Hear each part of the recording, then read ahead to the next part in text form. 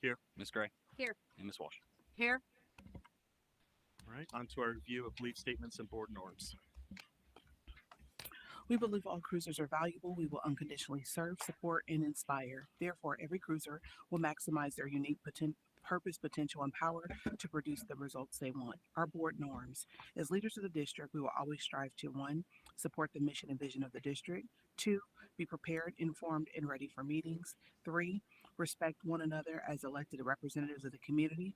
Be open minded and recognize one another's strengths, the value of diverse perspectives, and mutual commitment to the mission and vision of the district. 4. Allow members to complete their thoughts, and statements before others comment. Allow members to be heard and listen to all perspectives with an open mind.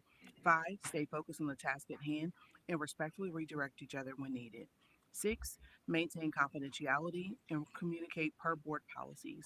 Ensure trust and transparency in all dealings. And 7. After a vote is cast, leave meetings united as one voice, no matter the outcome. All right, thank you so much. On to item B, adoption of the meeting agenda. So moved. Second. Olivia's first.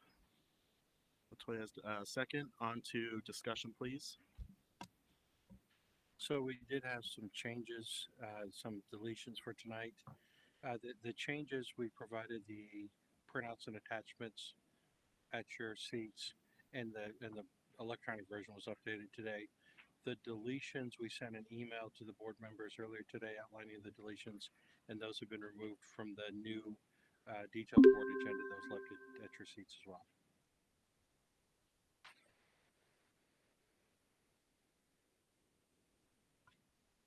And Seth, I asked that we add to that agenda a motion to amend the March 11th, 2025 meeting minutes. Are you making that motion right now to add it? I guess so. Okay, do I have a second? On to discussion, please. What was the date, please? March 11th, 2025. I sent an email to everybody and it had that motion to add that to the board business. I requested that be added to the agenda and it was not, so now I'm just going to make a motion to add it. Thank you.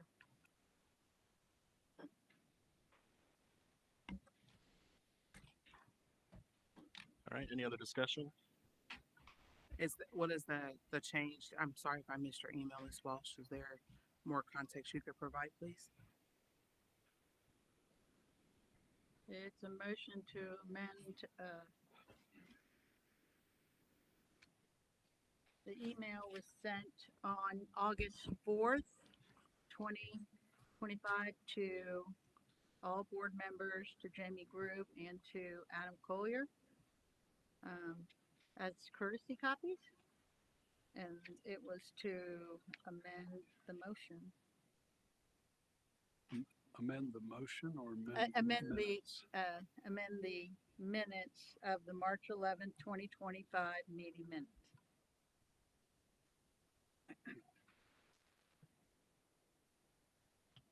Do you have the originals for us to review? So we could go over that when this is just for the agenda right now. I just wondered if you had that with you. Yeah, I was just. All right, so we have a motion to add this to the agenda. Any other discussion? You need a minute. All right.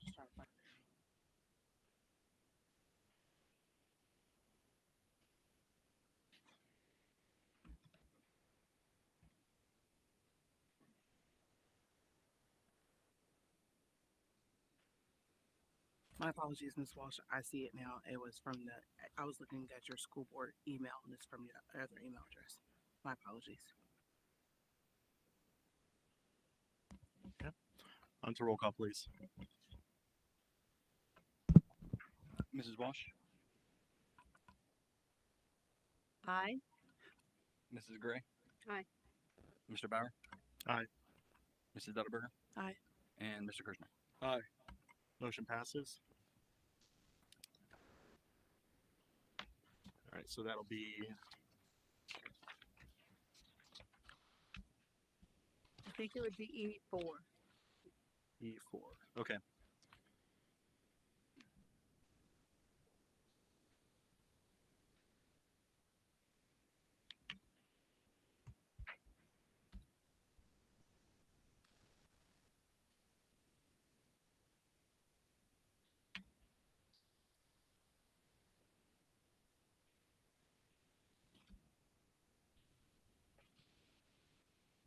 All right. I've got that noted. On to any additional discussion.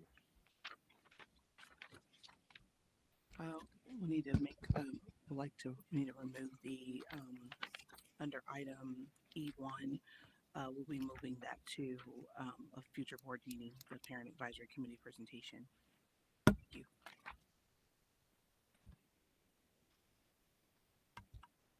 All right, so you're making a motion to, I didn't think I had to make them. oh, to remove. You're correct. Okay.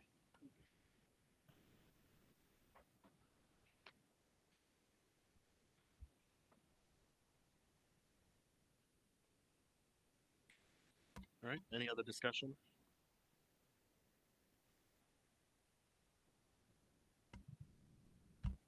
On to roll call, please. Mrs. Walsh? And this is to approve The agenda. Latoya's motion to remove E1. No, No. there doesn't need to be a motion. This is to so the approve the agenda. agenda. Okay, aye. Mrs. Gray? Aye. Mr. Bauer? Aye. Mrs. Dotterberger? Aye. And Mr. Kirschner? Aye. All right, motion passes.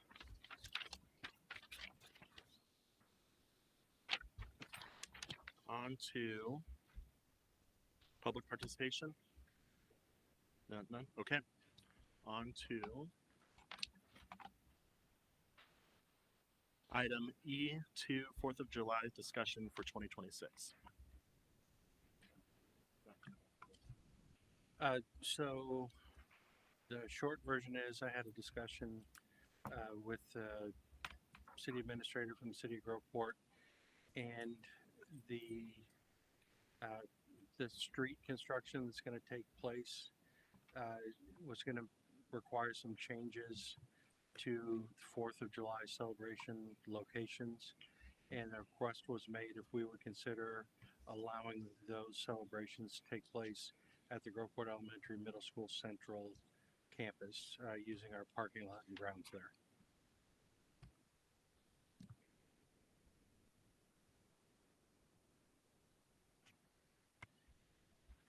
It's just for one day, right? Just Yep, just the regular one-day 4th of July celebration. And we haven't approached any specific details yet, just because it was floating this balloon to see if the board was in support of doing this. Yeah, I think this would be a good outreach for our district to allow the community to use it, so I'm good with it. Do we have a document with that or just, no? Is there gonna be a change to the route that you know of because of the construction, or do you not know? I don't know that answer. It was just an initial, is this a possibility? Thank you.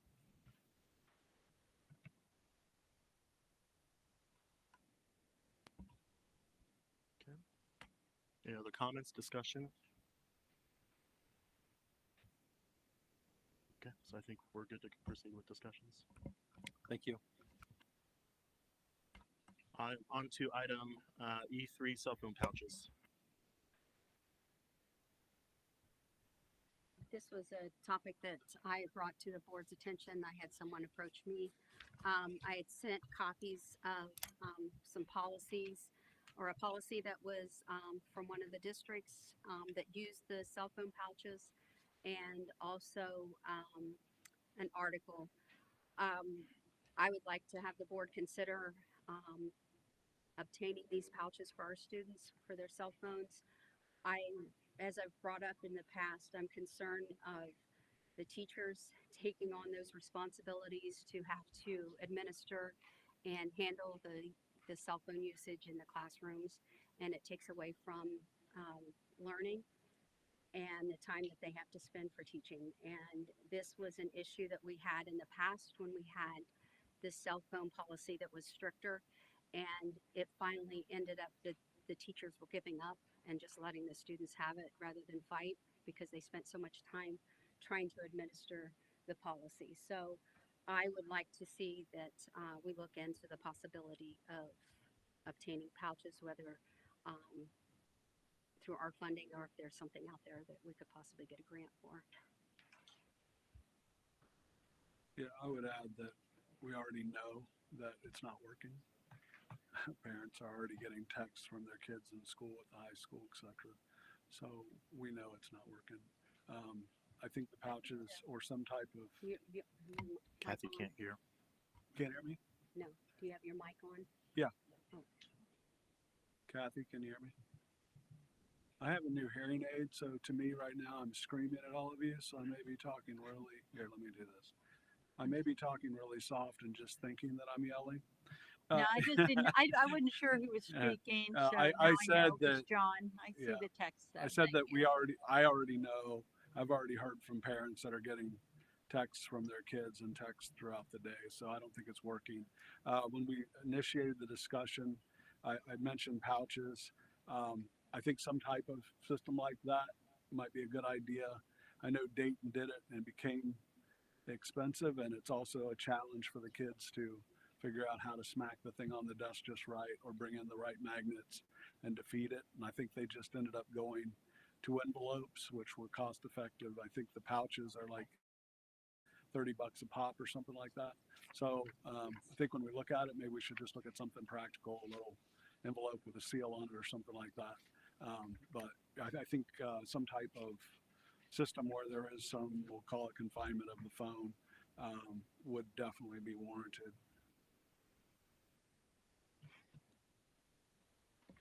Yeah, I guess I would just add, if we could maybe, Jamie, if you could reach out to maybe some local school districts that have systems like this to see how they implemented it and how effective it was. I'd be curious to know that. Nobody in Central Ohio is doing it, but Paul has been doing some research on this, and I apologize he's not here tonight, but he has some information to share. But we're just talking about taking the time to investigate and look at the pros and cons and do that. Yeah, thank you. Yeah, I know that in some of the articles they've talked about how they've been able to go on YouTube and figure out how to break open. But from my understanding is that the new Yonder pouches, they've changed it so it's not easy to open up anymore. So we'll see. Good, thank you. Any other discussion? I think that would be a good thing to run through our parent advisory committee, and they could do the work of finding out what the benefits are, drawbacks are, the cost, take that to the treasurer and the superintendent, and just do, some data analysis on the success rate of them. And that would give us a little time to see how the policy plays out. They just started back in school, and give it a couple months, see what happens. I think we also have to figure out how we implement them, how we, obviously how we go about making sure that they're even seen when they come through, so that they are put in pouches. So I think there's quite a bit to look at, and probably also coordinate with security to get feedback from them on how that would work. Yeah, the policy that I had sent everybody was the Wapakoneta High School's policy. And it answers a lot of those, has a frequently asked questions, and it goes through exactly what their policy is and how the students, when they arrive, how it's handled. And I suggest everybody look at that because it was a really good read on their policy. Yeah, I appreciate you sharing that. It was a good read. Like you said, and I'm happy that we're going to consider passing this along to get involvement with our parents, and I'm happy that admin is actually looking into it as well. Thanks. All right, on to item F, superintendent's agenda. Item E4. Thank you, my apologies. Item E4 which is the motion to amend March 11th, 2025 meeting minutes. Yes, thank you. So I move, to amend the motion, the motion to amend the minutes of March 11th. I move to amend the minutes of March 11th, 2025, regular board meeting, specifically action 2025-80, item 3, to more accurately reflect the full content and contents of the motion made by Mr. Kirschner regarding an independent investigation in a student manner. The motion that I think it should read, which I emailed everybody this, so it's there. That motion, the board reserves the right to investigate and resolve complaints or reports of unlawful harassment or retaliation, regardless of whether the complainant pursues the matter. The board also reserves the right to have such complaints formally investigated by an external investigator in accordance with the board policy or in a manner deemed appropriate by the board or its designee. Given concerns that the prior investigation was incomplete and not thorough, I move that the board engage an outside investigator to conduct a new investigation in this matter. The motion by John Kirschner, second by Kathleen Walsh.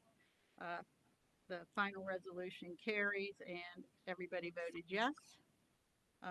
The reason I would like to see that change is because right now the motion just reads motion that the board move to independent investigation on a student matter, and that's not, to me, very clear.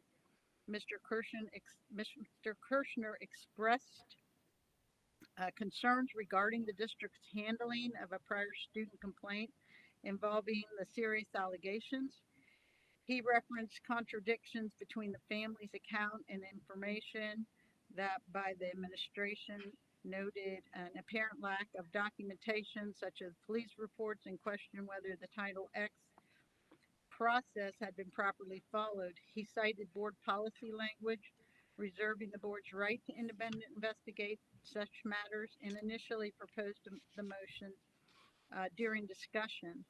Then after a brief recess at the request of the board president, Mr. Kirschner restated the motion for clarity.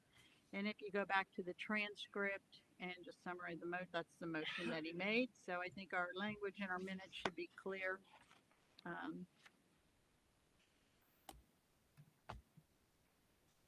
Clear. I second the motion.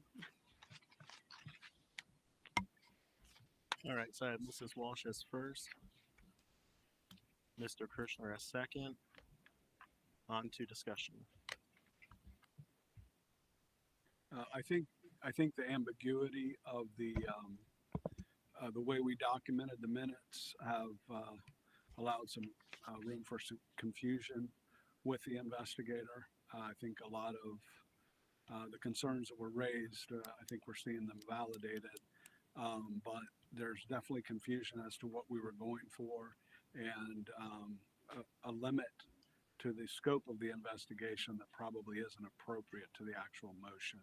So I think this will help clear that up with the investigator.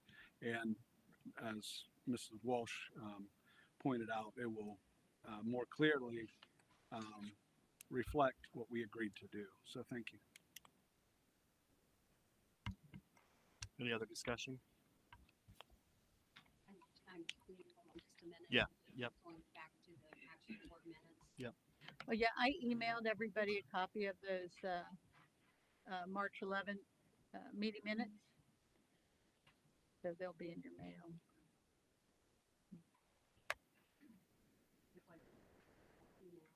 Yeah, and it was like at the last part, right before adjournment. No, I'm just saying it wasn't, your attachment was not on the email that you sent. I got it up, I just need to have a second to.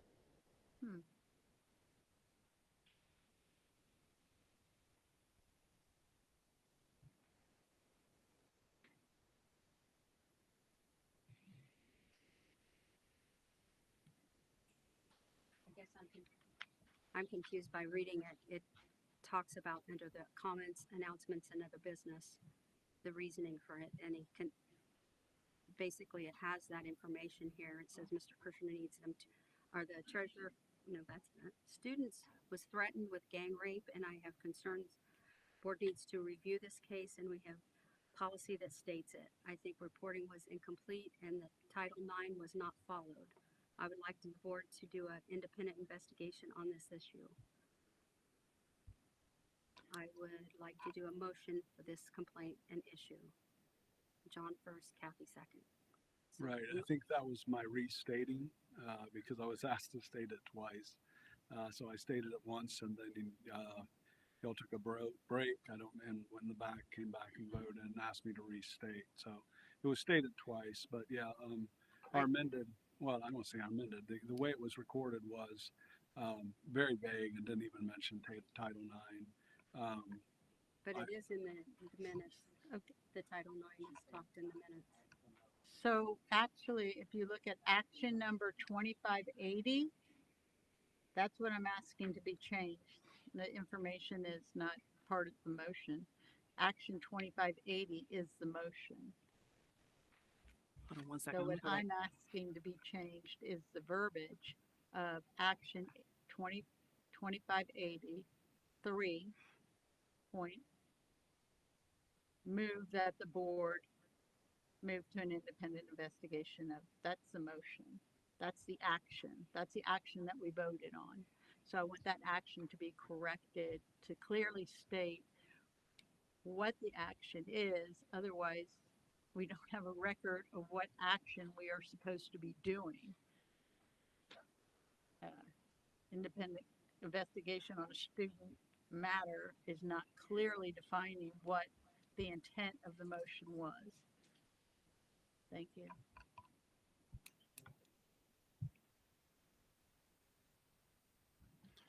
All right, on to roll call, please. Mrs. Walsh, Aye. Mrs. Gray, Aye. Mr. Bauer, No. Mrs. Dattelberger, Aye. and Mr. Kirshner. Aye. Motion passes.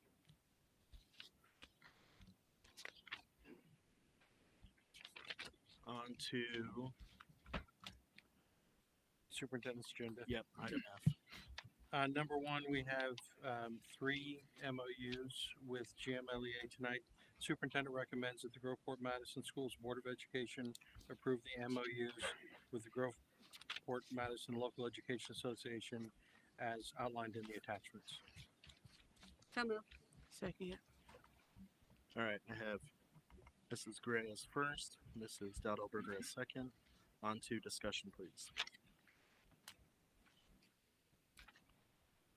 Can you explain the second one that's on the list here, the Data Science Foundation? I was a little confused on what that was actually doing. Thank you.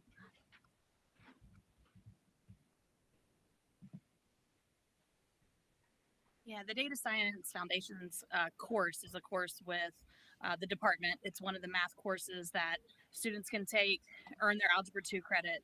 And it's a course that has a lot of training involved. Teacher needs to go to the training. We have to commit to it for 2 years.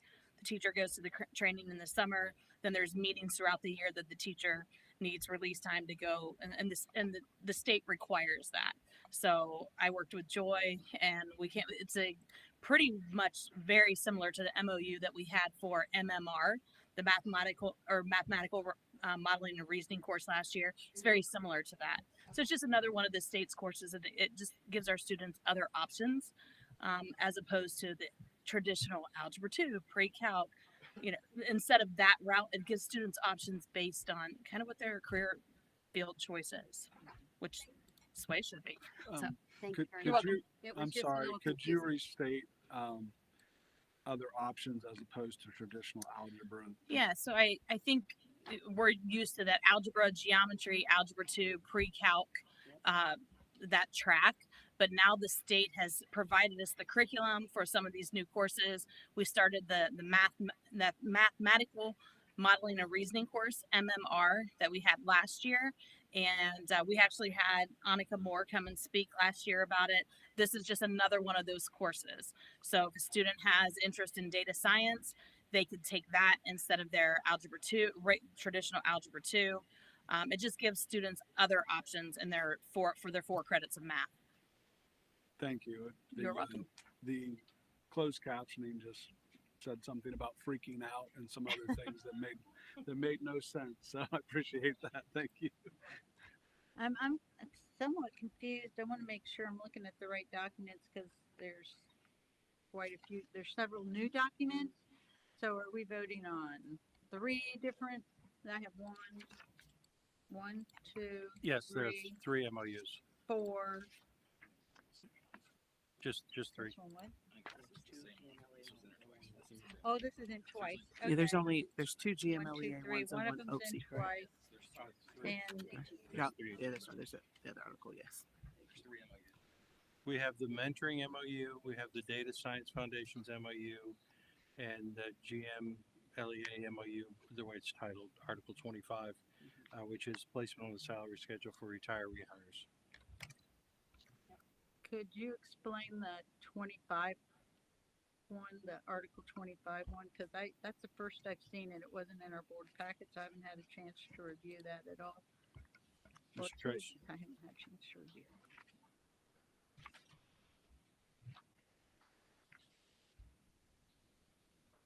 We entered into an agreement with the GMLEA in regards to rehiring rehiring teachers that have retired from our district.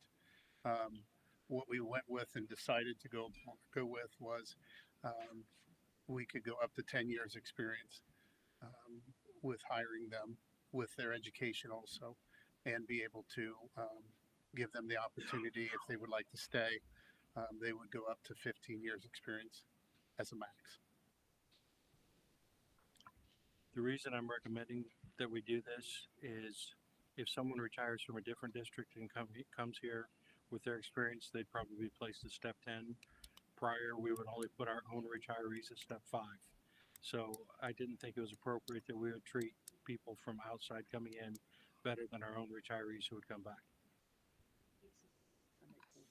So you're saying that this Article 25 would only pertain to our employees, not to the retirees who come to us from a different district? Well, I think we would actually be able to use it for outside teachers also. But this is made for us, This for is our made teachers. for our current for our GMLEA. current rehired teachers. And explain for me the outside now. Does this change anything, or is this? It doesn't really change anything for teachers that have retired outside of the district coming in. Like you said, to be honest with you, as Mr. Collier knows, is that we try to get teachers at the lowest rate we possibly can. That's not unheard of in any district.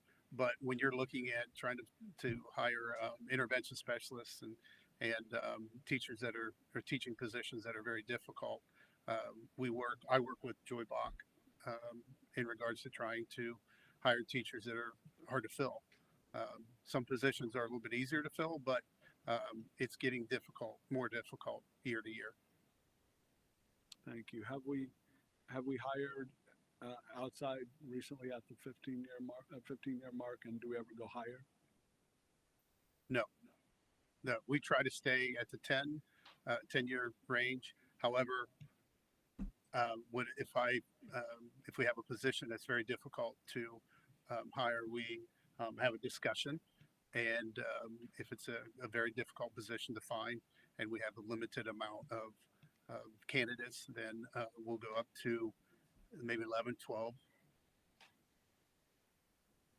But I've never Not on asked to the go to 15. rehire, What's that? but not on. That's not Right, that's not in regards to Yeah. rehire. That's Right. just I would like to make a motion that we vote on the 3 memorandums of understanding separately, not as one item. Do I have a second? Second. All right, Mrs. Walsh is first. Mr. Kirschner, a second. Any discussion? Can you share your reason, Ms. Walsh, just so I understand? The reason I want to do this is because I honestly have just received this document. I haven't had any opportunity to research it. Our board policy requires that I have it 48 hours in advance, and that was not followed.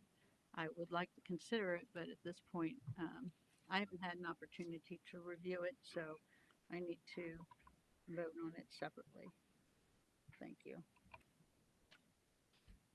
Any other discussion? And so Kathy was first and who was second? Mr. Kirschner? I just want to make sure that on the Article 25, that what was crossed, the caption under number 1, did that come right out of the GMLEA agreement? And then all we've done is crossed out 5 and put 10 and crossed out vertical credit. I got mine marked here. I can hand it to you, Libby.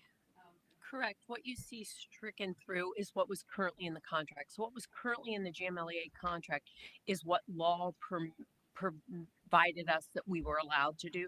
So we went with the bare minimum under law 20 years ago when Retire Rehire came out. We haven't had any of our own members interested in it until as of late when STRS dropped a nice gift on teachers late in May saying that they could leave earlier. And so with that interest, it's a nice savings for the district, plus also bringing our own people back at what we would pay a retire rehire from outside the district. Law says you can bring them back is 10, but the minimum under law was 5. So our contract said 5. So we wanted to go to 10 to keep it equal for everybody. Okay, thank you. Yeah, so that's don't run away basically, yet. I yes. think I might have another question for you. Okay. So as I read this, it's the old language, I believe, shall receive vertical credit up to a maximum of 5 years experience. Vertical credit is the old language, correct? Correct. And now it says unit members shall advance on the salary schedule vertically by 1 step up to a maximum of 15 years. So that reads differently. Could you explain if that's different, what that means? So under law, you bring them in at step 5 and they have to stay at step 5 if they stay for 5 years, 10 years, or another 30 years. So we're saying these people that come in, they'd start at 10, our retiree hires, and they would get a step for up to 55 more years, but at that, they're maxed out even if they want to stay another 20. I don't think anybody would, but make them pretty old, but they have that opportunity, but they would never be any higher on the salary schedule than step 15. So with the new language, they can still not go past 15. Correct. Okay. We wanted to be fair, but yet cap them at what we thought would be a So they can reasonable. potentially just get there a little quicker. Yeah. With the When they just break came it in at down for 5 me. before, Break it down vertically by 1 step. Break that up down. for when me, they sorry. came in at step 5 before, they never moved anywhere. Mhm. They stayed at step 5 forever. Right. So this way we're bringing them in at 10 and letting them advance 5 years, those few years, but no more than that. And what is the mechanism for advancement? We advance every year, 1 year for length of time in the So district. basically, if they were hired in at 10 and they stayed for 15 years or They would 5 get to years, step would it 15. be 5 years they'd reach 15 then? Yes. Okay, thank you. And for those that, if you want to look at your manual, it is page 197 is the current article that this is being amended by. Could you repeat that, please? Yes, ma'am. I said for your GMLEA contract, if you have it online or have a copy, it's page 197 if you wanted to reference it. Yeah. As far as the motion to separate them, so part of having 48 hours is so that us as board members can discuss these items with our constituents and get an understanding of the public's opinion on these issues also. So I still would like us to vote on that motion. Yeah, point of order. My apologies. I think we got caught up in questioning and forgot the order. All right. Any other discussion regarding the motion? Okay, on to roll call. And this is for Mrs. Walsh's motion. To separate them all. Ms. Correct. Walsh, Aye. Mrs. Gray. Aye. Mr. Bauer. Aye. Mrs. Delaberger. Aye. And Mr. Kirschner. Aye. Motion passes. All right, so we have, let's just go in order here. Mentoring MOU. We need to vote on that first. So moved. Second. I have Mrs. Gray as first, Mrs. Dowdleberger as second. Any discussion? And this is on the mentoring. Yes, ma'am. Thank you. On to roll call, please. Mrs. Walsh, Aye. Mrs. Gray. Aye. Mr. Bauer. Aye. Mrs. Delaberger. Aye. And Mr. Kirschner. Aye. Motion passes. On to Data Science Foundations MOU. So moved. Second. I have Mrs. Gray as first, Mrs. Dowdleberger as second. Any discussion? On to roll call, please. Mrs. Walsh, Aye. Mrs. Gray. Aye. Mr. Bauer. Aye. Mrs. Delaberger. Aye. And Mr. Kirschner. Aye. Motion passes. On to GMLEA MOU, Article 25. So moved. Second. I have Mr. Kirschner as first, Mrs. Dowdleberger as second. On to discussion. Mr. Superintendent, do you ever see a time when you would not want the steps to be automatic or want any additional flexibility in that? I believe the language says that it allows us to go up to step 10. So I think we have that discretion. Oh, I thought it was up to 15. I'm sorry. It starts up to step 10 and then Oh. will continue I got to it. increase Thank up to you. a maximum of 15. Okay, thank you. And I would like to say that, I would like more time to look at this.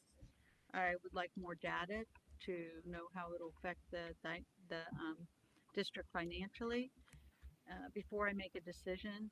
And that is why I will be voting not to pass this resolution. And I just want to be able to, be fully informed before I make decisions that will affect the district to this magnitude. Thank you. Mr. Treasurer, do you have any projections on this? No, I think we have maybe just 2 teachers right now that would do this. And so again, I don't think that you're gonna have a windfall of teachers, but right now it's just 2. And again, the teacher that's doing this now, that's on board tonight, we're saving over $35,000 for him to retire, rehire, and come back to step 10. Yeah, and I was gonna say, can you walk through like when we keep versus retiring a teacher versus Yeah, and I sent an Not- email and to you then- guys explaining his savings a month ago, probably, right, where it shows. Could you just repeat that and share that so we have that for Yeah, discussion on record, please? Yep. The teacher retiring, if they retire, I won't say what step, but once they retire, it's past step 30 or 35 or 40. If we can get a good teacher to come back at step 10, the district's over, if I remember, it's a little over $35,000 we're saving in salary and benefits. So you get the same teacher, obviously veteran, veteran teacher of the district. It's a good teacher, so that's why I am perfectly okay with retire rehires because it saves the district money and we still have a good teacher. The other thing I guess I would say is if we did not do retire rehire, that teacher might continue on at the top of the salary schedule, or they could choose to retire rehire and go get placed in a higher step at Canal Winchester or Hamilton or Pickerington, and we could lose some of our best people to other districts. Thank you. That's what I was wanting to make sure share. Thank you. Since we have that model that I don't have a model. We could create a model based on the person you're just talking about coming in. Can you roughly give us an idea of the 2 scenarios and what difference it is? If let's say they were here for 5 or 10 years, is it very minor as far as the difference in prior to this and that's the new, right? For this one teacher we're talking about, it's $35,000. I don't think your mic is on. Is it on? Sorry. So for this one teacher, it's $35,000 we're saving per year. Per year. So if he stays, let's say he stays another year, then that'd be another 35,000. So Right. he would have went up and so. But with the steps, with what we're outlining here, that's a little different now, right? It's going to be a little less savings? No, the 35,000 was a step 10. Okay, thanks. So we're good. Yes, I was going to ask, could I ask the union just to provide any additional context, if that's okay with the board? If, if said teacher didn't leave and continued to stay, he would have received a 3% raise this year at the top of the salary schedule, which would have been an additional cost to you, and then an additional 3% next year at the top of that salary schedule. So he or she becomes more and more expensive to you as they progress through that salary schedule. So the 35,000 you get, you compound over time, but if they didn't leave, they compound over time at a higher rate. Does that help? Yeah, I was just wanting to make sure I understood the weight of the change in the policy if there was a financial difference. It's a not- nice Not the, savings. yeah, we to know, the I understand district. the savings. What I was looking at was the step and the 15 versus the 10 to see if in this scenario that had any financial impact. Or Yeah, I calculated as step 10, so it's 35,000. Step 10, yeah. No, yeah. I was just hung up on the change, this little change in policy, and if it made any cost difference on a sample employee. That's what I had the difference in the step down. I just didn't know if we were making changes with this step up in the 15 language that would have affected him as a model year to year. So, thank you. All right. Any other discussion? Hearing none, on to roll call, please. Mr. Kirschner, Aye. Mrs. Dudlberger, Aye. Mr. Bauer, Aye. Ms. Gray, Aye. and Ms. Walsh. No. Motion passes. On to item 2. Superintendent recommends the Groveport Madison Schools Board of Education approve the memorandum of understanding with OPSI as outlined in the file attachment. So moved. Second. And Mrs. Gray is first. Mrs. Dowdleberger is second. On to discussion.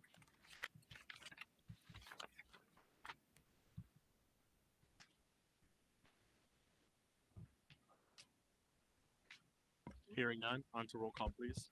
Mr. Kirschner, Aye. Mrs. Dudlberger, Aye. Mr. Bauer, Aye. Ms. Gray, Aye. Ms. Walsh. Aye. Motion passes. On to item 3. The next one is just an update on the flooding at Groveport Middle School.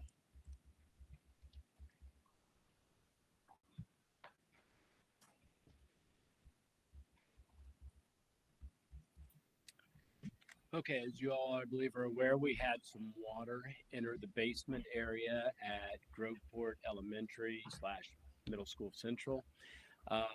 Due to the heavy rains, and 2 problems we had. We had on the front side of the building, the asphalt actually slopes down to a door. The door is much lower than the current grade in the parking lot, so the water runs that way. There was an asphalt dam in place around the door, but with the amount of rain we received, it did not hold it back. On the back side of the building, one of the problems, was there was a collapsed storm drain line that the downspouts fed into on the back side. That line was dug up and replaced, and a new sump pump, it's actually called a sewage ejector pump, installed on the back side of the building. That sump pump, we upgraded from a 3rd horse to a 1 horse, and also from an 1.5-inch discharge line to a 2-inch, trying to deal with the amount of rain. One of the problems is it was on a very old electrical disconnect, and when it ran for so long, the disconnect actually quit working and quit providing power to the sump pump. So that has since been replaced. As far as the disconnect goes, that has been replaced with a newer breaker style disconnect, just like you would see in your house.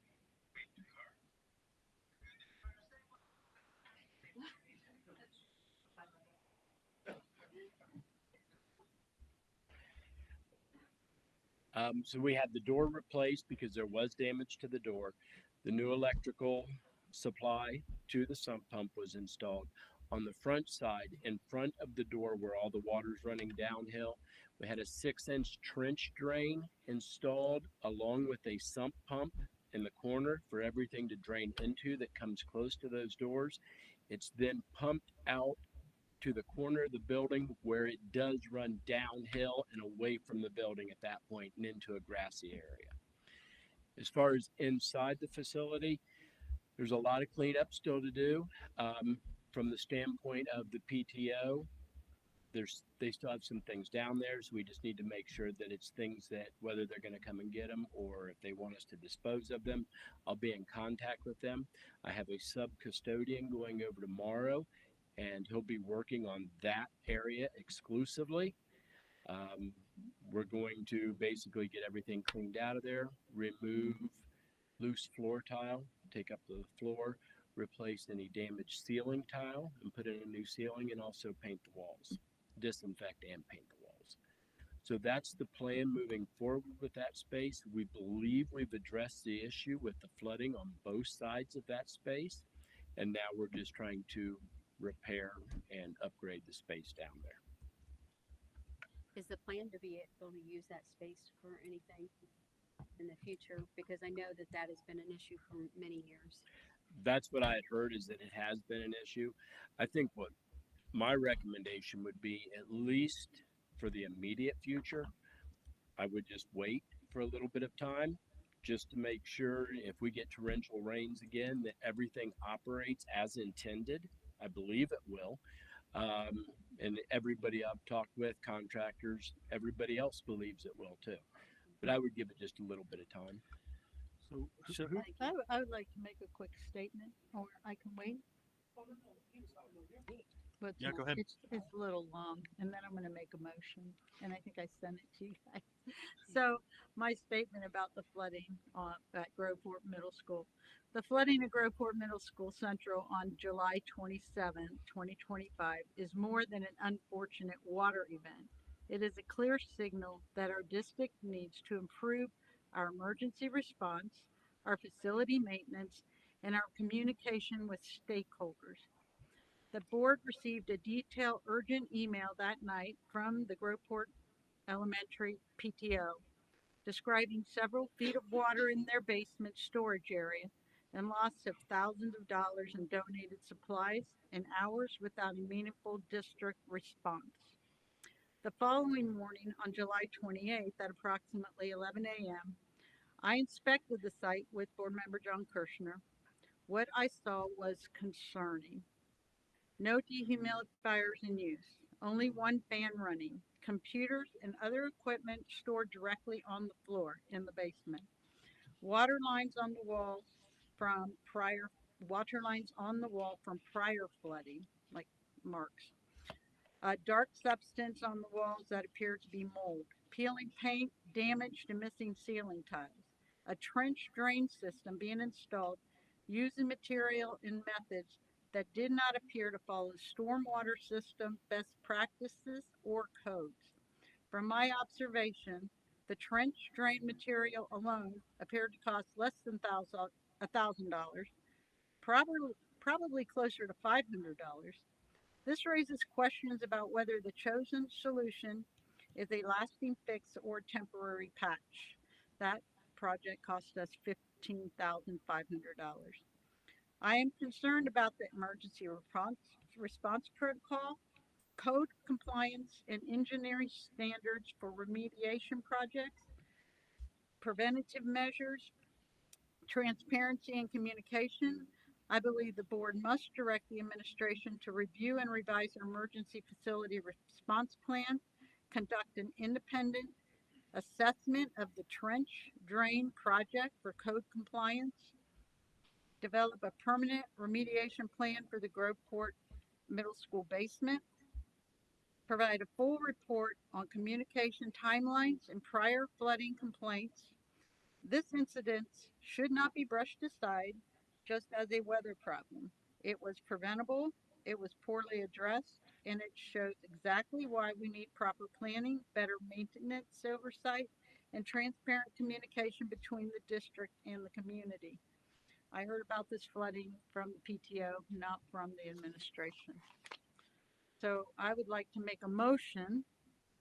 I move that the board direct the superintendent to take the following action regarding the July 27, 2025 flooding incident at Groveport Middle School Central. 1, commission an independent assessment by a qualified engineer or licensed contractor to review the design, material, and installation of the recently constructed trench drain system for compliance with applicable building codes and acceptable storm management best practices. The overall condition of the Groveport the Groveport Middle School Central basement, including structural integrity, moisture intrusion prevention, and mold remedy needs. 2. Review and revise the district's hours facility emergency response protocol, ensuring clear designation of responsible personnel, defined maximum response times, procedures for communicating with affected stakeholders and the board during emergencies. And 3, preparing and presenting a full report to the board no later than 30 days from today, I would think, or 60 days. Let's say 60 days, detailing the independent assessment finding and recommendations, a proposed permanent remediation plan for the Groveport Middle School basement, a communication timeline for the July 27th incident, a summary of all previous flooding complaints, and action taken since July 1st, 2023. Suspend any further permanent construction work in the Groveport Middle School basement until the independent assessment is completed and reviewed by the board. That's the end of the motion. Okay. Yeah, That was. could you read Sent that that one to more us. time? I sent you all An that hour ago- motion. I hour know it's before, a right? lot, but I think we need to really take it seriously. They were complaining for a long time and nothing was done. And we have to make sure that doesn't happen again. Mrs. Walsh, I assume you read the timeline and details that Mr. Housen sent you about what actually happened at that time? Because some of the statements you said are not correct. Yeah, if I can respond, several of them. I know that the principal of that facility called our maintenance supervisor at 2:13 p.m. That maintenance supervisor called me. He was also dealing with flooding in his own basement at 2:35, and he was on site by 2:40. Well, that's exactly why I want an assessment and why I made the motion, because you hear one thing from one group of people and something else from another, and I Well, treat real- to think that your timeline is correct, but I want to have an assessment. I want real it to quick, be thoroughly investigated. Can we have a second before we start discussion, please? Great. All right, so we have the motion on the table, provided by Mrs. Walsh. I need a second. Second. All right, Mr. Kirschner is second. Back to Yeah, discussion, please. And let me chime in here. First of all, what you put in place is not going to prevent anything going forward. I couldn't believe what I saw when I saw the trench. So what you have, and I could bring up pictures, is we have a trench going towards the inside corner of the building with a little plastic sump in it, with a plastic lid that I pretty much guarantee it wasn't meant to handle any type of foot traffic. Out of that, currently, when I saw it last, was an extension cord coming through the door, which I'm sure is going to be remedied. However, coming up out of that pipe, and this is a $15,000 job, is a piece of white Schedule 40, adapted to gray electrical conduit. We're not even using water pipe. It's going up, it's traveling up the wall, uphill, and at least when I saw it, and I don't know how you remedy this, it's dumping at the top corner of the building, not 10 foot away from the foundation, and it's literally just a bilge pump. It's going to run right back that hill, down that hill, right back into the hole. It appears to me that the people doing this aren't really skilled at that, because if you go around the side of the building, we have fall. If you go down to the bottom of the building, we have a 4-foot bank, and then we have storm sewers. For me, you could have done a horizontal bore and you could have used gravity. Beyond that, when this water hits like it did, we need flood barriers. I don't think that little 4-inch trench and that little sump pump is going to keep up when you get a couple feet of water running down that hill. So honestly, knowing what I know and doing what I do, looking at what we paid for that and seeing gray electrical conduit being used for plumbing, strapped with a 1-hole plastic strap down that wall and dumping into the corner, it's really bad. And I don't know, that we need to go to grave extremes, but if you contact someone who has engineers, like the basement doctor, or somebody who actually has certified engineers on staff, and they look at that, I think they're going to tell us we made a mistake. And I don't think it's safe for foot traffic. I don't think they used, well, I know they didn't use the right product. I don't know what code you could possibly find that would allow you to use plastic bell conduit for water transfer. I mean, and that's just, it looks to me like, honestly, it just looked to me like everything was done cheap. And honestly, I know the sump holes and the good quality covers. This thing looks like one step up from a 5-gallon paint bucket. And they didn't even seal the holes. And I think a kid, especially in the winter, I think it's going to freeze because it's open to the environment. When I first saw it, I was praying that it would be a covered, but they set it on the ground so high you can't cover it.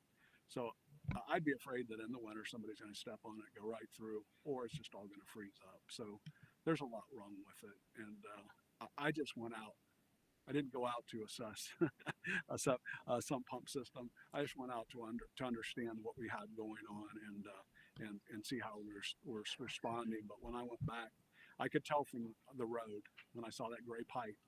I couldn't believe it. I could see the bells from 40 feet away, and I'm like, they just used electrical conduit for stormwater, and that's just not right. And that's just the tip of it. So, thank you, Mr. Hausman. Okay, couple things. One, yes, you're correct. As far as the rubber boots right there at the check valve, that is going to be corrected. I wasn't happy with that either. They just haven't been back out to take care of that yet. They were trying to get something in place as quickly as they could. So I agree with you completely. That needs to be fixed. As far as being able to run it a direct bore into an existing storm line, that was looked at by 3 different companies. And the fall is not there. The one storm line that is in the back of that parking lot is much shallower than what where the doors are and where the water would be coming in. So water would actually have to run uphill to be able to dump it into that storm sewer. Yeah, I don't think you're understanding. There's 2 layers of parking lot. When you go downhill, you're dropping 5 or 6 feet Yes. to that storm line. Okay, I'm saying you could horizontal bore from those lower drains, which is a 6-foot drop, horizontal bore with a whole new pipe, and then you would have gravity. If we could do that, that is going to be much more expensive. I mean, and because we were also looking at possibly digging a trench through the parking lot. Yeah. And that is an option, but it is a much more expensive option. Well, I would say that $15,500 for that little bit of work they did is very, very expensive as well. I'd love to see the options. And when I look at the finished product and it's that bad, then that makes me question the design as well, right? So definitely not an expert in this area whatsoever. But what I'm hearing is that we got a plan in place to get it fixed quickly, and there's additional options out there for a more permanent or a better fix that is going to cost a lot more. Is that what I'm hearing correctly? Correct. Yes. Okay, so maybe at a future board meeting date, we could explore those if it needs board sign off or approval to see how much that would cost. But it sounds like for now, we have something in place. Yeah, there is something in place, and I think it will handle any normal rain. Okay. I agree. The proper solution would be to either bore or dig a trench across the parking lot and basically either have it drop into a storm line if the elevations are correct, and if not, would be to basically daylight it out into a grassy area. Ideally, that's the way to do it. But with the time constraints and being that close to the start of school, we did not have time to go down that road. So I was trying to put something in place as quickly as possible to deal with the issue. So, having been in the construction industry for over 30 years, I'm having a hard time comprehending that. We have, like John said, PVC pipe coming up into electrical conduit, which, by the way, is smaller in diameter than what is coming out of the sub. That's against code. It just is. Then we have this dropping into the corner of the building, which that's going to cause damage to the foundation. This gray pipe also, I mean, this is how bad this is. The gray pipe, the electrical conduit that's not even rated for water. I got a ton of it at my house, your electrical contracting company, right? Well, my husband was,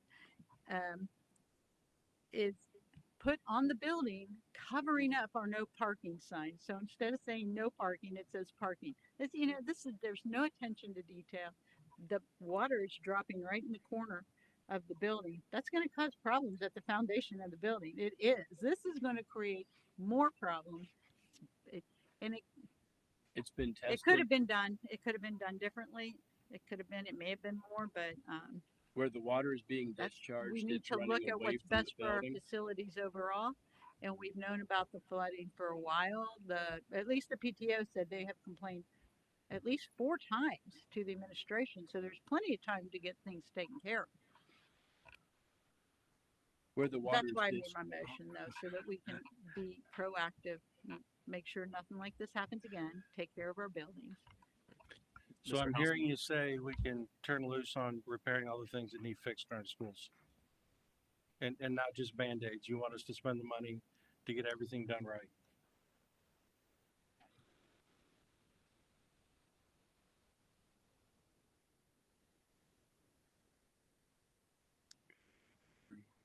You were going to say something, could you? Yeah, where the water is discharging, and we have tested it extensively. It is not hitting the foundation. It is running downhill away from the building and to the grassy area out in front. It's not running back towards the pump whatsoever, and it is not running towards the foundation. So did you change the piping already? Is it now Schedule 40? It is not at this time, no, but yes, it can be. And that was, go ahead, I'm sorry. I'm sorry too. I didn't mean to interrupt. And what I saw may have been, you might not have been complete at the end. I don't know. What I saw was right at the corner, just a tiny little, either quarter or half turn pipe right at the corner of the building. Yeah. That's what I saw. And agree, that is incorrect, and that will be corrected. Okay. That was not a permanent solution. Okay. That was what they had with them at the time, and they got it hooked up. We use CCS plumbing, and are they licensed contractor? CCS is, yes, they weren't the ones that did this work. Okay.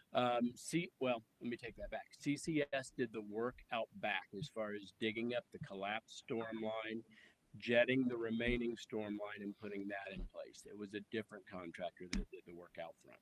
Okay. Were they licensed? Yes, Thank you. Were they a plumbing contractor? they're a general contractor. Did we get permitted? No, we did not. Not for just putting in a pump and a trench drain. Thank you. I know we're just for context, I did want to say first, thank you for the email from our PTO. And then I know that some of us, I met with them on that Wednesday.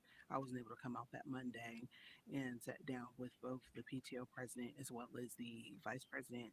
And we did a walkthrough and we saw some of the work in it. By any means, this is not my thing. I don't know anything about the conduit or the pipes and things that my other colleagues have mentioned. So that's what makes a board great when you have diverse backgrounds. But I did ask something similar when we were out. You were there with Mr. Hausman as far as getting someone like an engineer just to go over the work again. So I just didn't know where we were in that process in general, because I know that Ms. Walsh was asking for that, but that was discussed at the time when we met with both of the PTO members. I just didn't know where we were in that process. Still in the discussion phase. They haven't been on site yet. Okay. But it is in the process of being worked to get that looked at. So that one is one of the line items that Ms. Walsh you brought up, that is already being worked. Yes. So I just wanted to make sure that was on record. And then you did provide us a timeline. I just wanted to state that on 7/29, detailing at least not back to 2023, but at least all of the items that were in the communication that we've received from the beginning of July. It didn't cover any of the June stuff, but it did cover the July pieces. And I did, our other employee who was the one on site, was there within 2 minutes, and he was also in that meeting. So a lot of this was discussed with them, and I see that I did get to see the new sump pump that was put in. Now, if it's right or wrong, I can't say that, but I did see it, and I was told about the new electrical piece that was placed, and I can't confirm or deny if that was right either. That would be my husband; he's the electrician. But from what I did see, we did cover those things. I do want to thank our team for at least doing that part, and I look forward to seeing the assessment by the engineer. As someone that, commercial grade, to look at the work just to make sure we're in somewhat of a safety. Because I did also ask the question, just so my colleagues know, how do we test it? Or do we just wait until the next rain to make sure, like outside of, we get someone to look at it, vet it, but is there another way to test it? I don't know. That's not my wheelhouse, but that was something I did ask. So I look forward to hearing more about the engineer piece, and thank you for your work. Right. So the description that I got from some of the staff there was there are times, and this has happened over at Asbury United Methodist Church. They prevented a flood from intruding by simply taping off their doors. But if you stood inside, it was an aquarium about 3 feet high. And that's what they were describing as happening at this entrance. When the water really comes in, it's traveling up. That's why they make temporary flood barriers you can throw down and wait, and it'll take care of that. You're not going to, I think we'll all agree there's no pump that's going to keep up when you've got a 3 foot wave of water coming down the driveway. So coming up with a flood barrier that you can throw down, sandbags, and boom. And I think that we need to have that in place as well. Do you have anything else to add? Yep. Any other discussion? All right. Go ahead. I just want to, you said you sent us the motion, Ms. Walsh, correct? What time? I just want to Yes. read it before we vote, just so I can make sure. Are you open to any, if I make it, because some of these things are being worked, I just want to open it up and read it, and if I have any amendments that I would like to make, I would just like to do so. What time did you send that? 5:52. Thank you. All right. Do we have physical copies here? No, she just sent us an email. I don't have a paper copy. It was at 5:52 tonight. So I apologize if I could just have a moment to read this again.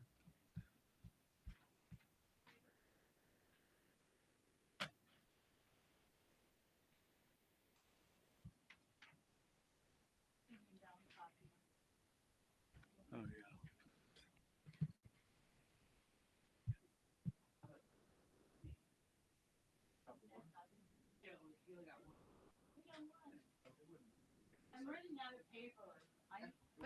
I think I talked to Adam about that once. I'm running out of paper. I use a lot of paper for board business. I don't get reimbursed. I'm running out.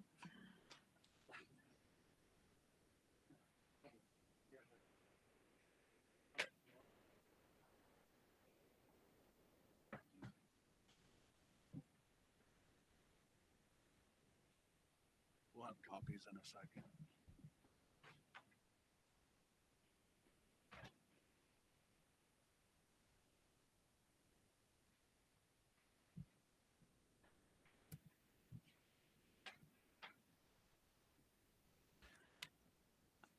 So I know he's making. Can I ask a question to you, Mr. Hausman? I'm so sorry because I'm reading Ms. Walsh's motion, and at the, there's the question. The statement was,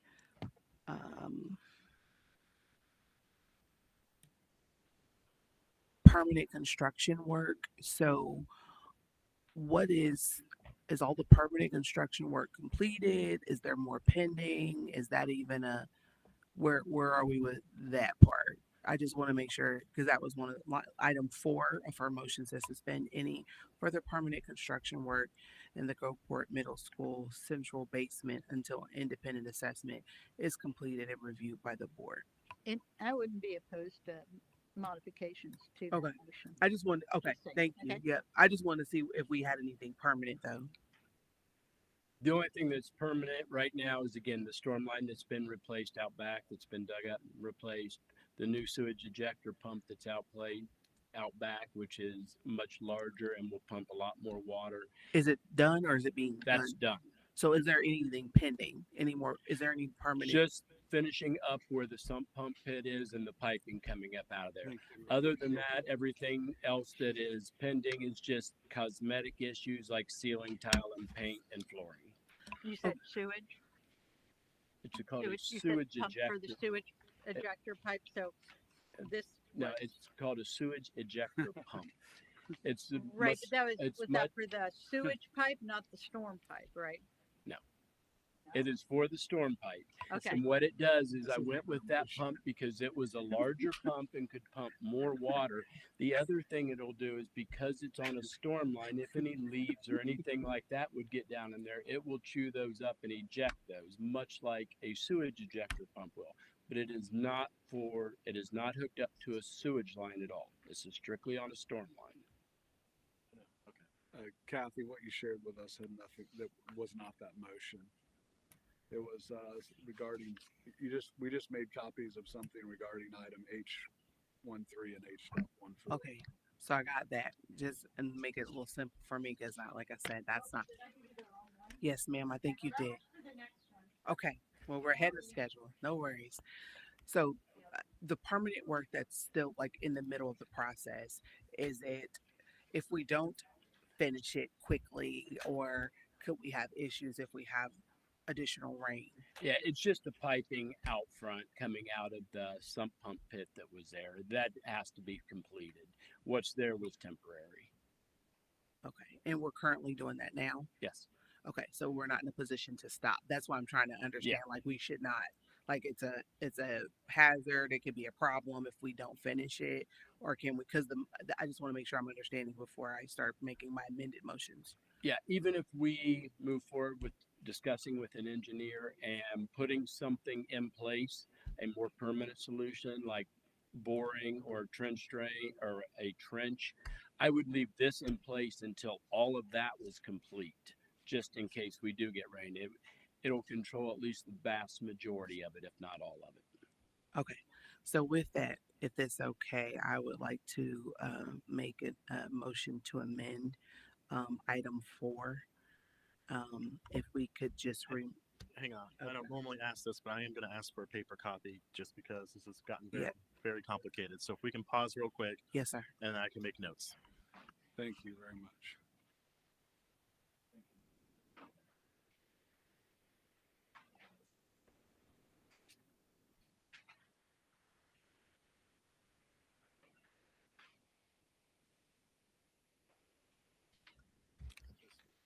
So mine was for item 4. If we could remove item 4 of the motion of that motion, and then item 1, because that's already being worked. That was already in Mr. Hausman's plan. If that would be okay. So I make the motion to amend. I don't want to read it all, but I'll read it all just for record to be correct.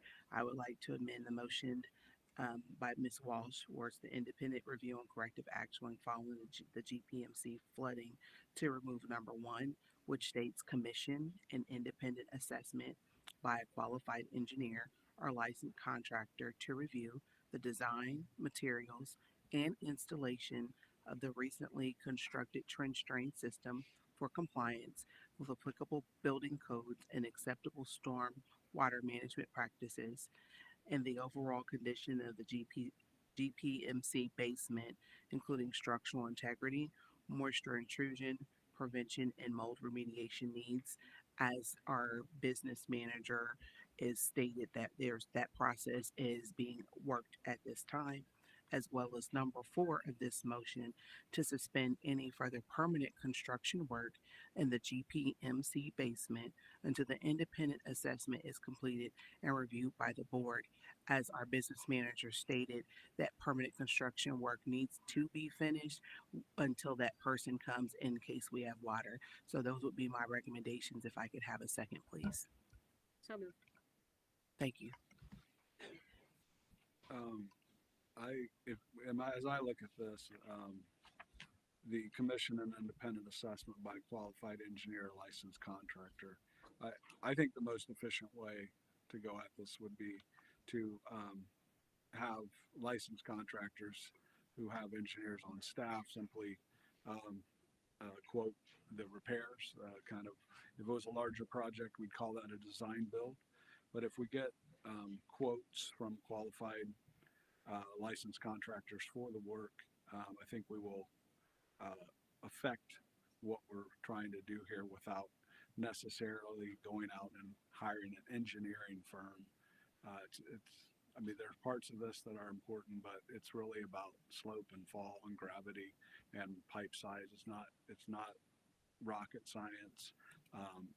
So I think if we have the right plumbing contractors, stormwater contractors take a look at this, we'll get all our options shown to us. So I wouldn't want to totally remove item one. I think I would just request that we engage licensed contractors for additional estimates, and that I think that doesn't jam anybody up and it doesn't drive costs through the roof. So Yeah, that's what he said. That's why I was wanting to, because he was already doing it. That's why it's already the plan. Is that what you're saying? he said it was in discussion and he's working So- quotes. Yeah. So, John, are you saying have a independent, licensed contractor who has a qualified engineer on staff, or Right. Like I can tell you, for instance, if you go to the basement authority, they have an engineer that will stamp their drawings, they'll tell you how the system will work, and they'll also ensure that it goes by an engineer, and that's just part of their quoting process. You don't have to go pay $5,000 for an engineer. It's just part of their quoting process. Maybe I misunderstood. I thought you already had the quotes and you kind of already had a feel. I'm just, okay. All right, so I have a motion to remove items number 4, item number 1, to the independent review and corrective action following GPMC flooding. Any further discussion on this motion before we go to? Yes, if we remove item number 1, will we be getting any way of kind of a review of this trench system by the other contractors if they start quoting other options, do you think? Please go to the podium. Okay, because then that makes me, just so for what I had asked, and then I want to make sure that you answered me correctly. I asked specifically about an independent assessment by a licensed contractor. I just said by someone licensed or engineer. You said yes, that is correct, right? Yes, I talked with an engineer about having them come out and look at this and give me their opinion on it. Now, I can go with just a licensed contractor that's got an engineer on staff rather than just an independent engineer. I'm happy to go, to use either one. I haven't committed to anything with that first engineer yet. So if the board would like me just to contract, as John mentioned, a design build type situation, I'm happy to do so. And so for me, I don't So- know the particulars, so I wasn't saying an engineer or just someone that is licensed to do the work, like a basement doctor or Sure. something like he stated. So I yield to my colleagues that are in that field. I just wanted someone who was licensed to look at the work. Thank you. Absolutely. so how about if that was amended, Latoya, to leave one but take out the first item, I mean, for me, and then I guess to me, number 3 just tells us to give us a full report. Right.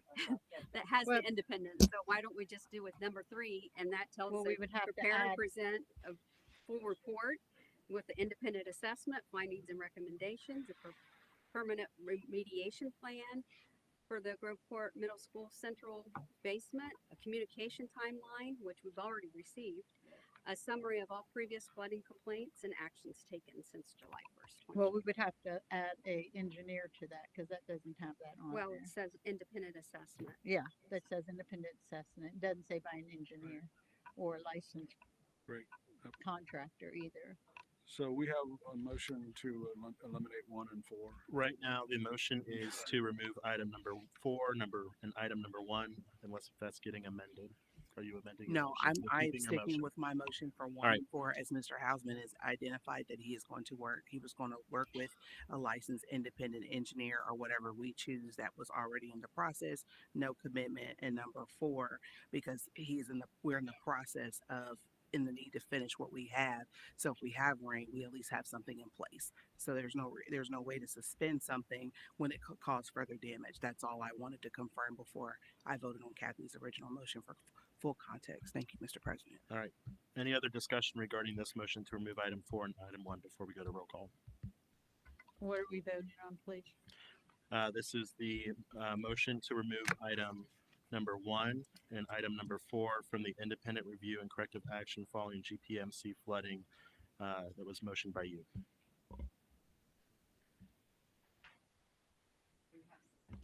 Yes, there's a second. Mrs. Gray was second. Thank you.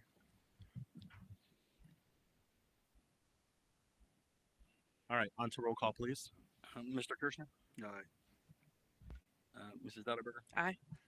Mr. Bauer, Aye. Ms. Gray. Aye. And Ms. Walsh. No. All right, motion passes. On to the original motion by Mrs. Walsh, seconded by Mr. Kirschner. Any discussion on the original motion? So I make a motion to amend the modified original motion to add, I guess to item number 3, the independent assessment by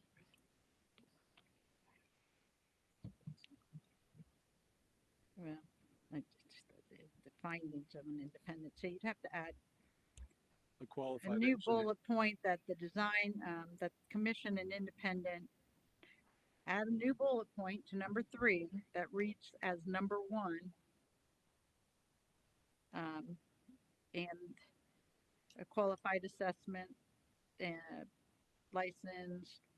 licensed contractor, period. All right. And then bullet point number 2, the overall condition of the basement, the structural integrity. Just move 1, right? All right, Does so that make sense to you? I'm trying Take to follow. number 1, commission, commission- okay, add to number 3, at the beginning of number 3, commission an independent assessment by a qualified engineer and licensed contractor. That would be the first bullet point under 3. And then the second bullet point, the overall condition of the Groveport Madison basement, including structural integrity, moisture intrusion prevention, and mold remediation needs. All right, so So basically, you're just leaving in 1. Just moving Not it the down to middle number part, 3. Not kind the of. middle It's not, it's not exactly, it's similar. all right, so I have a motion to amend number 3 to add commission and an independent assessment by a qualified engineer or licensed contractor to review. Nope, just period, contractor, because we okay, already got that, right? licensed 'cause in- contractor, That's period. your independent assessment. And the overall condition of the GPMC basement, including structural integrity, moisture intrusion prevention, and mold remediation needs. Do I have a second? Correct. Do I have a second? Point of order. I think the original language that she's trying to duplicate is licensed engineer or a qualified engineer or licensed contractor, not and. Is that correct, Mrs. Walsh? Well, I did change it to and. You, 'Cause you were okay. saying Your original everybody motion was saying they is wanted a company that had a licensed contractor with a qualified engineer. That was part of okay. I see. Gotcha. All right. All right, do I have a second? I need to. Okay, so to clarify, Mrs. Walsh, can you reread your motion, please?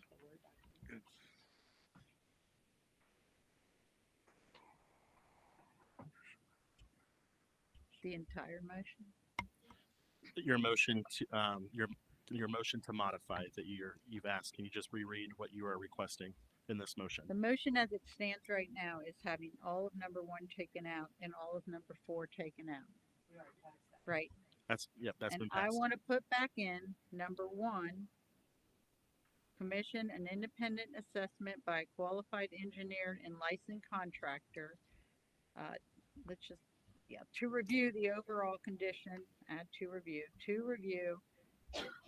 just leave it number one. I'm sorry. That'll read easier for everyone.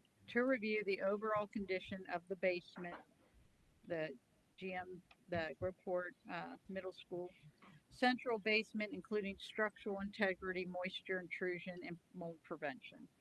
So leave one and change it to just that, Okay. Do I have a second for this motion? or add one back in. Right?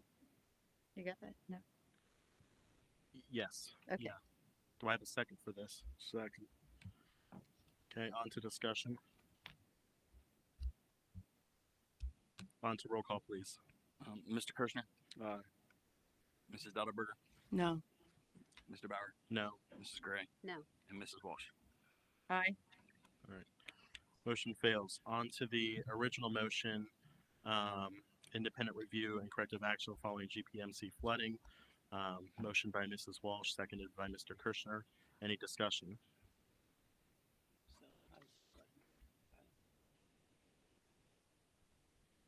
So we're now We, voting on the original with The- no changes. no, we approved to remove Mine. item Okay, number so that's 4 the and one. item number 1. Got it. Thank you. So this would be the modified motion. That's what I Correct, got. Mr. Collier. Treasurer? Collier. 'Cause I say Correct, it wrong Collier. every time. Right. Correct. Apologies. This is to do the revised motion that was passed.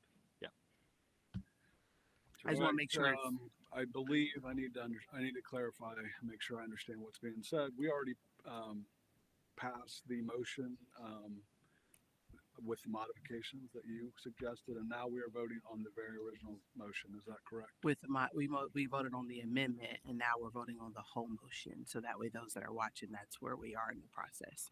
So we voted on the amendment to the original, and now that amendment is being voted on as a whole for the full action. So the amendment that you made is now being voted on. Correct. Thank you. Yes, sir. Very good. Yep. Any discussion? Hearing none, on to roll call. Mrs. Walsh, Aye. Mrs. Gray, Aye. Mr. Bauer, Aye. Mrs. Dotterberger, Aye. and Mr. Kirschner. Aye. All right, motion passes. On to number 4, item 4. Okay. Item 4. I hate to do this, but can we have a short 5-minute recess, please? 5-minute recess was made by Mrs. Walsh. I'll second. Any discussion? Hearing none, on to roll call, please. Mrs. Walsh. Aye. Mrs. Gray. Aye. Mr. Bauer. Aye. Mrs. Dotterberger. Aye. Mr. Kirschner. It is 8:30 p.m. We will be recessed until 8:35.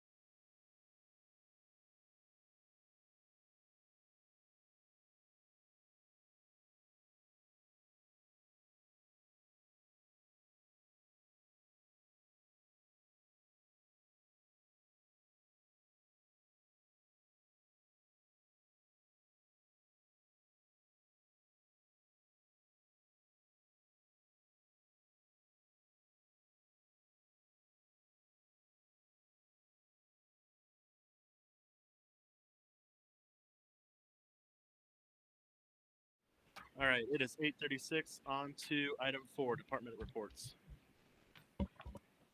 Okay, we have several departmental reports tonight, and I see a few people have stepped out. So, Mr. Trace, I'm going to have you go first. That's what I thought. I'm sorry. I just want to give you an update on our job fair. As currently, we have hired 33 employees from the job fair. Pretty excited. Although, oh, so we're planning to do now is we're looking through the rest of the list to try to put substitute lists together for our buildings. We feel really confident that we're going to get plenty of substitutes, at least at the beginning.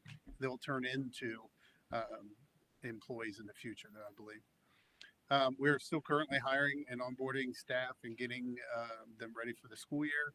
We've already started the school year, but we're still getting some staff members that couldn't start right at the beginning of the school year.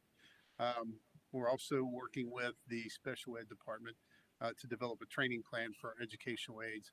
One of the things that we've talked about with the principals, and the principals brought this up, is that even as great as the job fair was, we have folks that came into this position not knowing what position they were getting themselves into. Educational aides, the requirements, and even though we discussed that in the interview, talked to them about that, we still need to get them prepared and plan and some planning for them. So that's one of the things we're doing in HR. Any questions? Thank you for that. The job fair, I'm just so excited that was such a success. It was a really good thing. Yeah. For the community too. Yeah, absolutely. I did have a question about the report. I didn't know I know we moved to the new HR software, right? Frontline Central. Okay. Is there a way we could get like a report of where we are, like our losses, vacancies, like just so we can see what the ratio is? Because this is great, but I didn't know if there's like a gain and loss report. And I know before I had asked way before you, but I know we were trying to get into this new system and get everyone acclimated and new staff. So I just didn't know if we were in a position to kind of get a good gains and loss report to see the percentage and where we are. Okay. I can work on something for you. I'm still learning the process Okay. a little bit myself, but Yes, sir. I agree with Or you. if you want to, if need it's to okay look with at something. Jamie at any point, I have no problem looking and seeing. There should be some sort of CAM report, I would think. Sure. Okay. Okay. Thank you. What was the name of that new software package again? Frontline Central. Thank you. Okay, back to the mic by popular demand, Dave Hausman.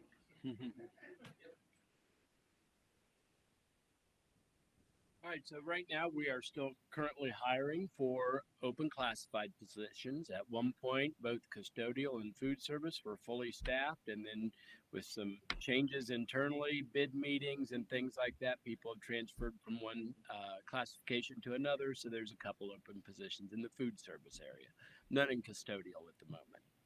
So working on that, all of the playground equipment installation is complete. Mulch is in place. There's a couple of photos of that. Fencing is up and gates will be installed by the end of this week. Yeah, there's a couple of photos. The other thing, the track project is going very well. As of tomorrow, the gentleman doing the structural spray should be complete and out of there, getting everything cleaned up. It has to cure 7 to 10 days at that point, and then the striper will be out to do the lines and paint all the other markings necessary for a track. We put some new flooring in two of the Asbury mods that was in deplorable condition.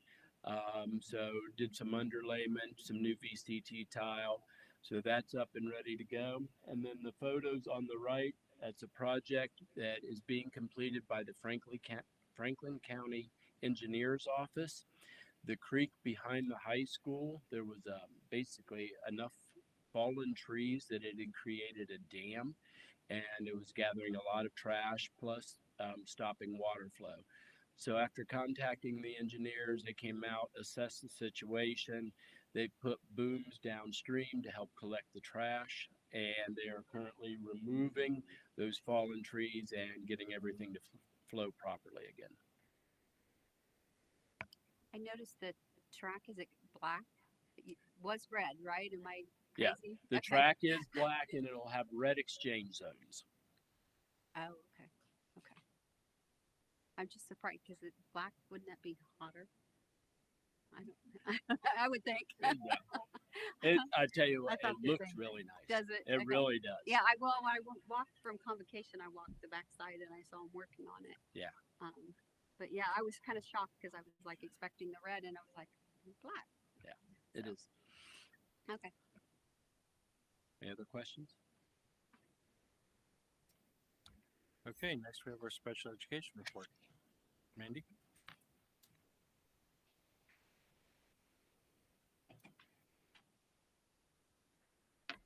Could somebody hit it for me? Thank you. So with Adam's leadership, we are working on the 4500 collaboration with New Story. That made a lot of headway this past week and a half. We are working with the neighboring districts to make sure that the kiddos that we are bringing on site for that are appropriate for that type of site because it will be sharing a building. So we're working on that piece. Adam's working on his piece. They are fully staffed and ready for us. So we are super excited about that. I actually called to hire somebody and she's like, well, I'm actually going to your New Story. So I was like, okay, at least we got you in some capacity. They're looking at around right after Christmas break to be able to bring the kids over with the aides and the teachers and all of that piece. And so far we have Pickerington, Whitehall, Hamilton, Canal, Winchester, and Columbus. Columbus is still waiting on some board approval to be able to talk to us about whether or not they're going to send kids.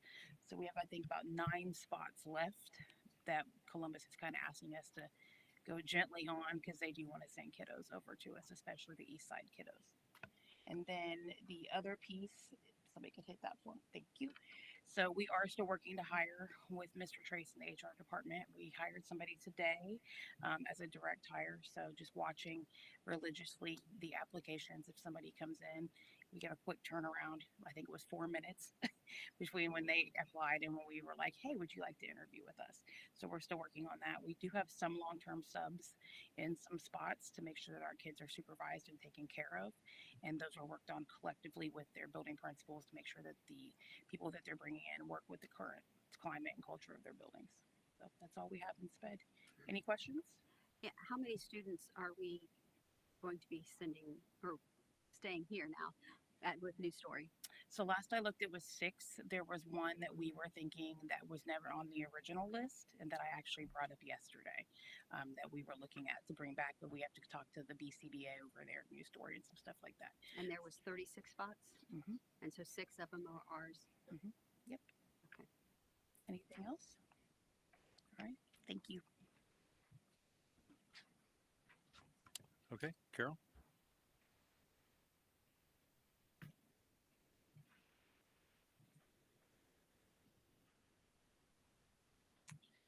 I just listed out our back to school days. And if you've been around this past week and a half, there's been a lot going on, a lot of planning that went into it. August 1st, we were in here with all of our new teachers. It was a great day to introduce them just to to the history of John Rary and Cruiser, gave them the history of Groveport. And so it was neat to just kind of give them that piece of it. Then we did some just different PD. We did magic school. And just different things that the tech department on, I think it was August 5th, did some tech. On August 4th, did some work with them. And Kaylin Roos always does a great job with our new teachers, kind of giving them the ins and outs of things they need to know. On August 5th was our convocation. Thank you for coming. And it was Mike and Joy led Mike Morbitzer and Joy Bach. Joy just left. Led a panel called the 400. Which really means the 400 teachers at our PLC Institute that we went to this past summer. Mike often referenced the 400, that everything that we were learning, we were going to take back to the 400, which is really 457, right? The panel, I think, was just amazing to watch. It was raw, it was real. Mike had prepped the teachers with the questions that they were going to have, and the administrators who were up there, but we did not know their answers. And it's the professional learning community. It's the the direction that we're going this year with really focusing with horizontal teaming, giving our teachers time to truly look at the learning standards and identifying essential standards and giving them that time to collaborate right up there. We focus on learning, we collaborate. So that August 5th was amazing, the convocation and that panel. We've just heard nothing but great things about it.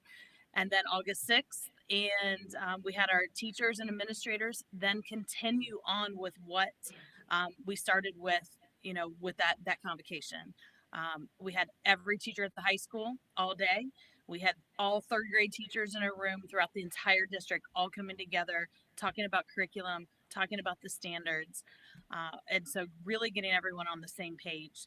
So that was August 6th. And then the next day, we had our Teacher Toolbox Academy, where we had a ton of sessions again at the high school. So we really had a full week of just true professional learning. And it was great to see. Super proud of all of our teachers and our administrators for the work they've done. Yes, I'd like to say to the superintendent that convocation was wonderful. And usually when I'm at those, I see everybody on their phones and all of that, but I really saw everybody focused. And that was just amazing. It was a really inspiring, and it was like, oh my gosh, if this goes through the whole year, it's going to be an amazing year. I think one of the things that I know one of Mike's goals with it was to really have that teacher voice up there. And I think that's why everyone was so engaged and listening to our own teachers and the things that they go through and the things that we can do together. And it was with the part that I liked most about it was all those teachers, all those different views, all the different administrators, and it all came back to our students learning. And so it was a great day, and it was a great week and a half, and we're excited to continue the work. So did the new teachers get to go on the bus and do the tour? We did not do the bus tour this year because we cut it down to 2 days instead of 3. Yeah. So we had to cut some things out. So that was one of the things we had to cut out. Which with the heat, that was probably okay. Maybe a virtual tour later. Yeah. Thank you. Great job again, Mr. Superintendent and team. Last but certainly not least, Mr. Thomas with our transportation update.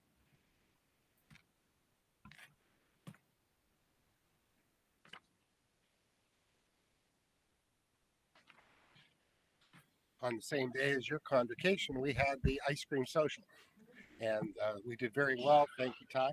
Great advertisement. Over 200 families, students came for, and this was different this year because they had to go over to 4,500. It was different than being in the high school parking lot and feeding the football team a lot of ice cream. So it worked out really well. About 400 ice cream servings were delivered, and we think it went very well this year. We're not sure for next year how we're going to do it. We'd like to do it with your back to school assemblies at the elementary schools. We're thinking about having a bus at the elementaries with the ice cream at the elementary so that people can, we're thinking about something like that next year. We'll see how it all works out, but always trying to improve things. Real excited about that. We also had our in-service, just like you did, Carol, that on the 5th, the drivers I think they were in the auditorium of the high school. Is that what I list? So the bottom line there, that's required by law, but we extended it well beyond those topics to meet or exceed the governor's recommendations. If you recall, a few years ago with the crash and the fatality in the Dayton area, that the governor had about 20 some recommendations. So rest assured, your safety and training program meets or exceeds all of that. Other than that, the continuing struggle with drivers, maintaining our workforce at the levels that we're required to do. It's quite a job that we were at all summer. I mean, heavy duty. The drivers did get their $1 an hour increase that they were promised pretty much every year since August of 22 when we started. So our veteran drivers are happy. And as you may have seen in the news today, Pickerington is having a problem because of driver retention, because of the reality of the market cost of school bus drivers. It's just what it is. So your contract has everything that was well prepared from day one baked into it to keep the drivers at a certain level of satisfaction. And notwithstanding, are very aggressive. I mean, Teresa and the crew out there are very aggressive at keeping the drivers showing up on time and not having any egregious safety or service violations. So things are going well. We had a great start yesterday and today with the start of school. I haven't heard any problems. I don't know if you have. If you did, please let me know. And other than that, our new transportation liaison, Tanya, started on July 7th. We're real happy to have her doing some interactivity with the driving, with the workforce, and with our management staff. And other than that, I think we're in good shape. Any questions for me? I just want to say, great start to the school year. I haven't heard anything negative. It's been smooth. I know over the weekend, I personally had an issue with the bus routes not showing up just for, I think it was like half a day, but then it showed up. Is everyone's bus routes there with the app? That's all good to go? Yep. Okay, perfect. Oh yeah, they've done a great job on that. Yep. All right. Yeah. Awesome. Thank you. Yeah, and then the last thing I think is reminding me, our brand new electronic dispatch software that we've been working on for 3 years is now, it's called Bike Curve. And this is the software that has real-time on-time performance and real-time tardiness, and it shows plan versus actual. So when you're doing a route review, you know where the bus was supposed to go, and then you know where the bus actually went under a one-click review. So real excited about implementing that, and that's launched and ready to go. So thank you so much.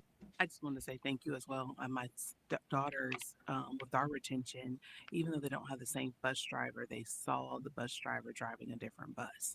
And so they were bummed they didn't get her. So great job with that as well. And they're on the same bus this year. They're like, oh, it's the same bus again. So How those about things that? were brought up. Yep. I just wanted to point that out. Thank you. Yeah, thank you. It was nice not to hear a bunch of complaints this year, so I appreciate that. And one complaint, it was resolved quickly, so it's like, yay, good job. Okay. Our next item on the agenda, the superintendent recommends Groveport Madison Schools Board of Education approve the bus stops for the 2025-2026 school year as follows. So moved. Second. Mrs. Gray is first, Mrs. Dowdleberger as second. On to discussion. So the bus stops that we have don't have time schedules, and they're titled Tyler School District Bus Stops List. And there's no schools listed, so there's no stops for the schools. So I guess I request that be tabled until a compliant district-specific document with times to provide is provided. So until the next board meeting, I guess, 30 days. I think OAC 3301, what is it, 8313 requires 30 days prior, 30 days after the start of school. But it does require that the bus stops have the times on them. And then, like I said, none of these stops have any schools on it, so not all the stops are actually listed on here. I believe, isn't Tyler the software system? Where did He left.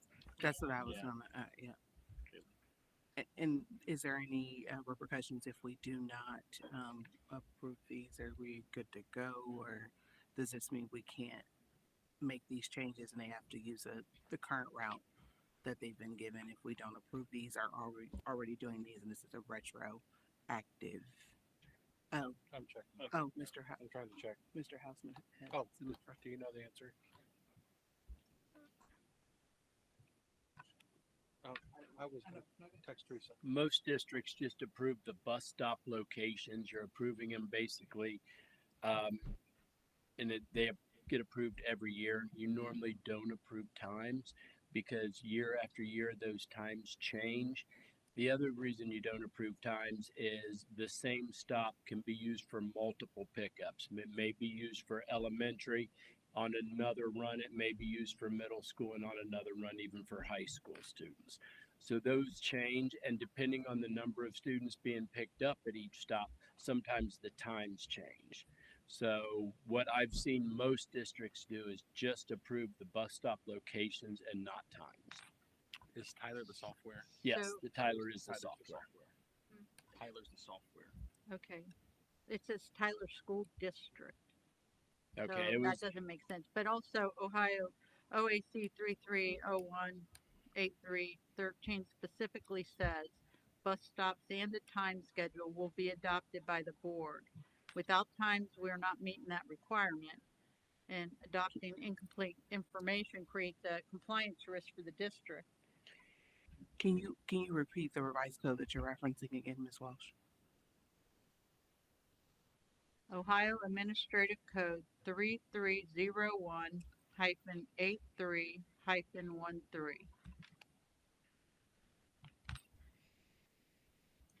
And that rule requires that we adopt the adoption of the correct document within a 30-day window. Approving a wrong or incomplete version now does not fulfill that requirement.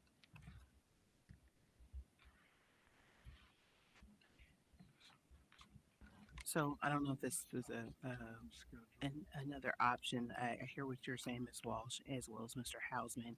Is there a way, in addition to what this states, to add that the bus stops could be used, like in our motion? Could we then amend the motion to state that, or will we agree to that, to change it to state that we could use these bus stops for multiple schools, locations, and times in the future? Then that way, at least what we're approving today to meet Mrs. Walsh's statement, that would then solidify that, but then also give the need for the district to move forward if we need to use those stops for other schools or change the times. Yep. And Well, I'm saying that Pickup- because we have legal here, and I was just pickup asking. times could vary based on student ridership and route changes. So when they say time schedules, I guess I don't know the definition of that, if they mean specific, a specific schedule for each and every stop, or if they mean an overall time schedule. And also, I'm not sure that the stops, which are the schools, are included in this report either. I was having trouble, like if I want to know why students are going from this little neighborhood to 3 different middle schools, I can't really tell what the stop is, where the stop is going. And at school is a stop, but I don't think we included the school stop on our bus stops. Does that make sense? Yeah, it makes sense. I understand what you're saying, and I would have to talk with Teresa or Terry in regards to that. So what is 30 days from the start of school? What date is that? Just so you know, I texted Teresa about this and she said that that is not accurate, that we need to approve them tonight. If we don't approve them tonight, we can be in violation of Ohio Department of Education. When the bus stops have not been approved by the board.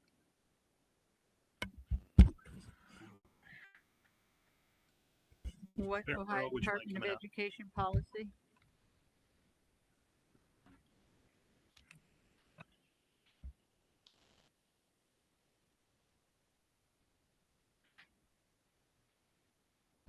So the advice that your superintendent just gave you is correct. You should be approving what is in front of you tonight in order to be in compliance with timeframes. If there is additional detail that you want, that can be provided another time. But in order to be in compliance with timeframes, you need to approve what's in front of you tonight. In order, which time frame is that? Could you cite the code or whatever that you're I referencing? don't have code in front of me right Oh. now. Okay. Thank you.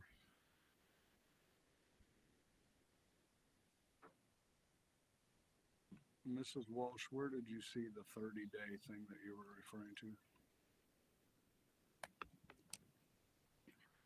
It looks like it's in A1. I went to Thank you.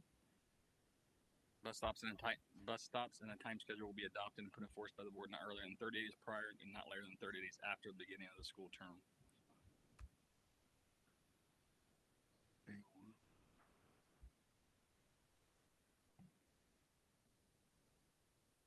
I mean, it says no later than 30 days after the beginning of the school term. So our next meeting is before that 30-day window. So we could get the right document in front of us and approve it then. I'm not seeing anything, any code.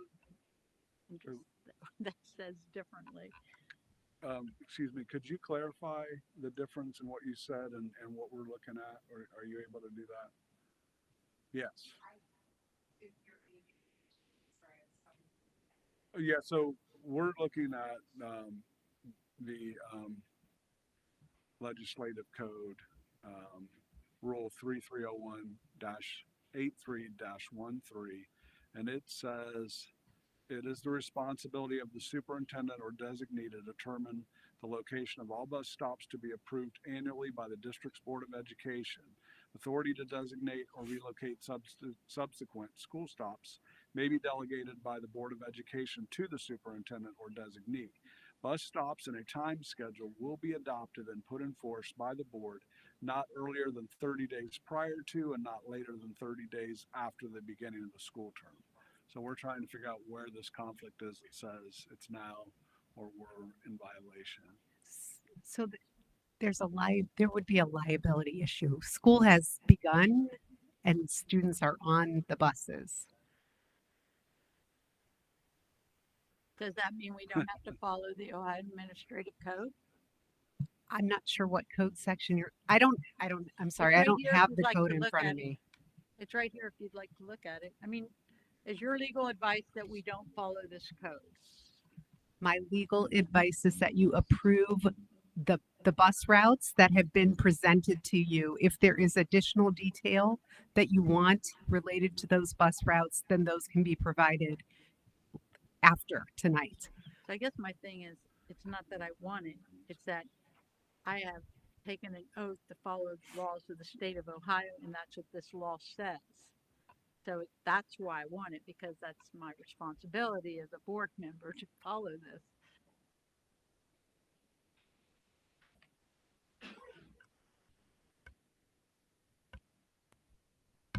Any other Is it discussion? possible that we can postpone this till the end of the meeting and the person in charge of our busing routes can send us that list before the end of the meeting so that we can have the bus routes with the times on it? Even if it's just a raw data file? Well, first thing, Dave made a very good point, and I think we've discussed this pretty much every year. The bus stops are only locations, and we do 3 trips in the morning and 3 trips in the afternoon, and depending on what students and where they live and how many, there could be 3 different pickup times and 3 different drop-off times. So it's not a bus stop as a time. And then as we enroll, as we do, 1,200 new students every year, bus routes change as new students come in, and sometimes we have to move things. Those routes adjust all the time. So these, and I've been trying to look through last year's agenda to see. Teresa texted me and said these, outside of anybody that was a door to door that's changed because they've moved or no longer get service, new service, these bus routes are all the same that we've approved from last year. And I would also say that the schools where those stops are not on this bus stop list either. We don't have any schools listed. We are stopping at schools, right? Yeah, I don't know if schools are designated as a bus stop. That's a destination or a pickup point. A bus stop is a location at an address or a house.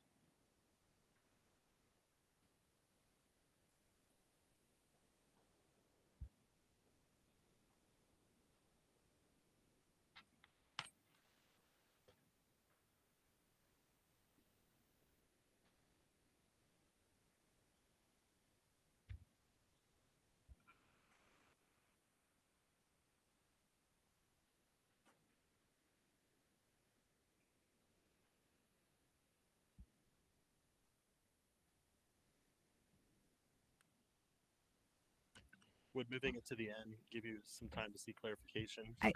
I guess my question, do families have that information?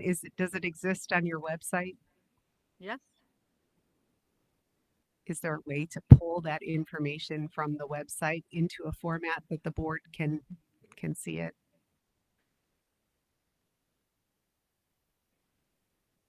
I don't know the answer to that. I mean, it's a Tuesday night at 9 o'clock, but I don't know, access to computers and files. I don't know if the files are specific to the transportation routing. I don't know the answer. Ty, do you? The bus stops are not on the website per se. I'm guessing they're on that app, the My Ride 12 app families are using. Bus stops are that platform. But I don't list bus stops on the website properly. When is your next meeting? On the 9th? Yeah, our next one is September 9th. Is that within 30 days? Yes, it's within 30 days. I don't know what the date is today. We started on the 11th. Yeah, we did start on the 11th. We start at 11, so that'd be 29 days. 28 days. All right, so we can plan on that, or if we need to, we can call a special meeting. Are we still in compliance though? I guess is my question. If we wait until September 9th, we're good. School days. Well, if you take the science of whether we're in compliance or not and apply it retrospectively, we must have been non-compliant with the transportation we provided so far, right? Just to be clear, my concern is a liability concern. So the question would need to go to whoever carries your insurance. Okay. And I don't have the answer to that. Because you're saying we're running a bus route that's not been approved, and if something does happen, then that would be up to insurance at that point. So if you don't approve it tonight, my recommendation would be to follow up with the That's fair. insurance provider That's tomorrow. fair. That's fair. Thank you. I mean, that would mean that we didn't have insurance on the 11th or today. We didn't have it approved for these 2 days. I'm not following. But all right. I don't think that, for me, Ms. Walsh, I don't think that's what she was saying. I just think if we're going to wait that length of time, school just started Monday. Today is Tuesday. I mean, Wednesday, sorry, whatever day it is. Tuesday. It is Tuesday. There it is. And so it's only one day compared to us. If we wait till the 9th, that's 29 days. So that's the only thing. I don't think it was to say, we didn't have insurance. It's just to verify with our insurance carrier that if something was to happen and the board did not vote, and within that window from now and the next meeting, or if we do a emergency meeting, tomorrow to knock it out, then just kind of want to be cautious of that. So we did ask her legal opinion, and I do believe she did render the most advice, not regarding the ORC, more so if we don't do it this evening and wait that 29 days, then we need to go and just double check with our insurance carrier, which I think is fair with us transporting students. Just a thought. If we approve this tonight, but then we still, to follow Ohio Revised Code, if we still have the bus stops in a time schedule at the next meeting, well, we can get the bus stops approved tonight without the times, but then at the next meeting, be in compliance with Ohio Revised Code by putting on the bus stops in a time schedule. That was my. That was. Would make Yep. me feel better. That was so would be everybody. my question was, and you just hit the nail on the head. Is I believe we can do what you just said.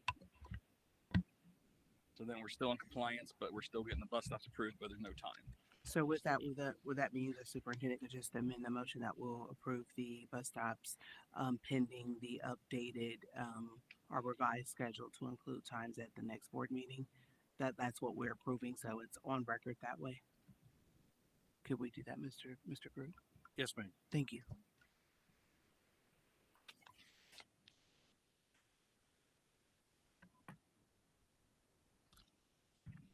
All right. Any other discussion?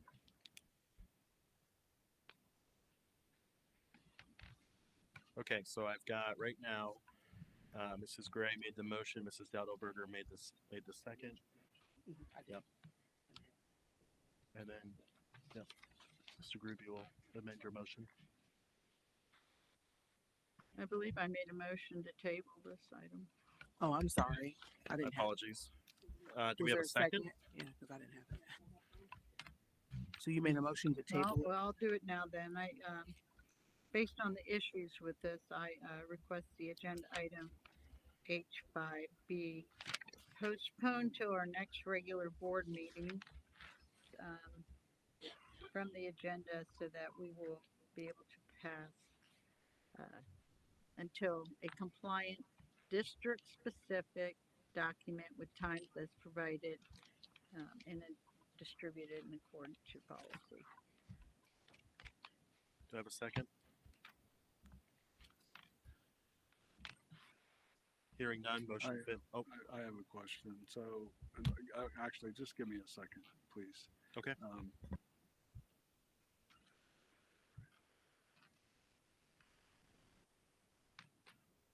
Yeah, I will second. On to discussion. Hearing none, on to roll call. This is for the motion by Mrs. Walsh. To table, correct? Correct. Yeah, and my motion, and my discussion would be that, we need to pass, the bus stops and time schedules that we're required to pass according to OAC 3301-8313. Yeah. And I haven't got anything in front of me from anywhere that says that we would pass, bus stops that don't have schools on them. Our school on it is listed for another school district. That's my discussion that I would like in the minutes. Thank you. Yeah, that is a good point. We are not transporting for Tyler schools or whatever, but also the issue here that I see, and I don't want to delay this, but we're supposed to list designated stops, and I know we've missed that. And there is supposed to be a time schedule. I couldn't tell you specifically what that means. As far as I know, that could be a bell schedule, but we're supposed to include a time schedule and designated stops. And I know we've definitely missed designated stops. I wish we could remedy this right now, but that is why I second the motion. And I think we should probably do it right first time.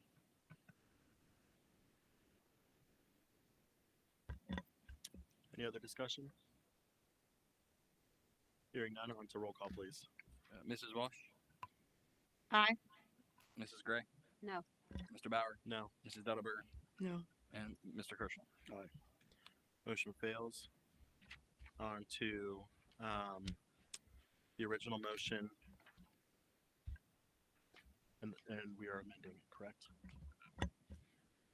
Yes, and I was trying to look up multiple things while this was going on. So can you refresh my memory of the amendment I'm making to my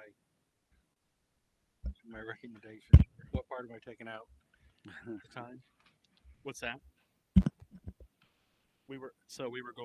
So essentially what Mr. Coyer was saying, if you don't mind restating it. Yeah, what I was thinking is if we approve this now, if legal is okay, if we approve this now, but then we'll approve also on September 9th with the time schedule, so we're still in compliance with Ohio Revised Code.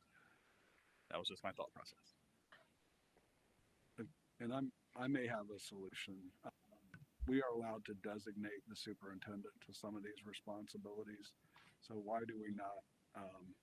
I would move that we accept the schedule as presented and direct the superintendent to, within 24 hours, insert a time schedule, remove any reference to, was it Tyler schools, any school district that isn't ours, and make sure that all bus routes have designated stops to include the schools.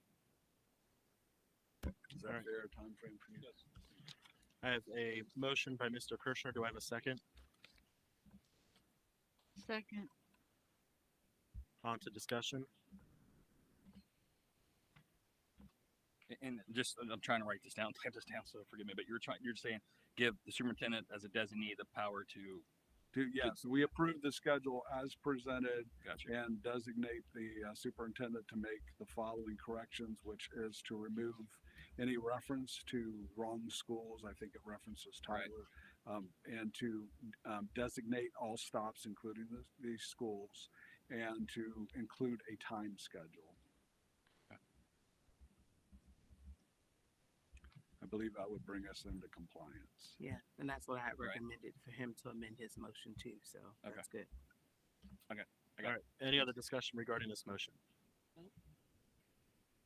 And then a copy of that will be sent to all board members. Yep.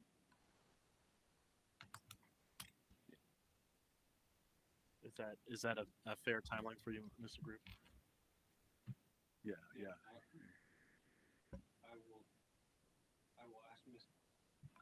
I will ask Mrs. Ritchie to get this to me as quickly as possible. Okay. If I find out I can't have it in 24 hours, I can also email the board that. All right. Any other discussion? Hearing none, on to roll call, please. And so we're voting on John's thing. Yep, this All is right, John's Mr. motion. Kirschner, Did we get a second? I'm sorry, I missed it. Mrs. Walsh. Kathy. Yep. Thank you. All right, Mr. Kirschner, Aye. Mrs. Dotterberger. Aye. Mr. Bauer. Aye. Ms. Gray. Aye. And Ms. Walsh. Aye. Motion passes.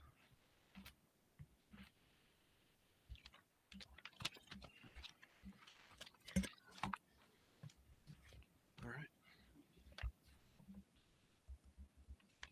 And so just to make clear, we will have no vote on the original motion. Right. No.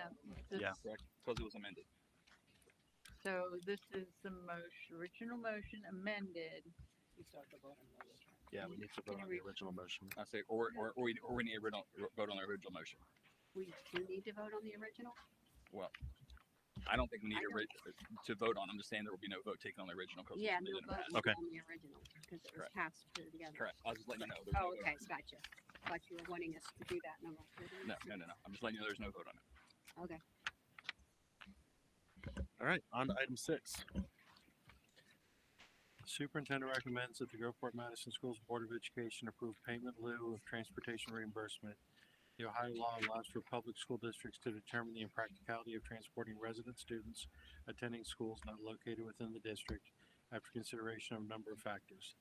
Upon that determination, the school district is permitted to offer payment in lieu of transportation to the parent or guardian. The Transportation Department has completed studies and residents in the affected areas and will be offering payment in lieu for the 2025-2026 school year. The initial list of families being offered payment in lieu of transportation is attached as executive content since it lists students' names. So moved. Second.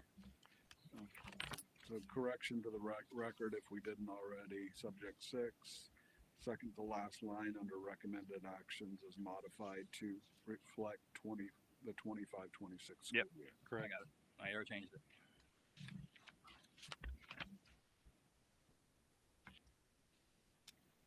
All right, any discussion? What's he talking about?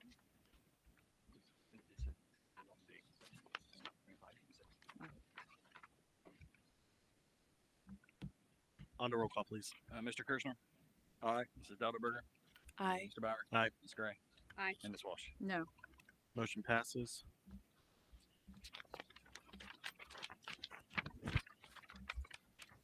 The superintendent recommends Groveport Madison Schools Board of Education approve the attached job descriptions. And this was one of ours where we had 2 removals. We have the Director of Human Capital and the HR Executive Secretary.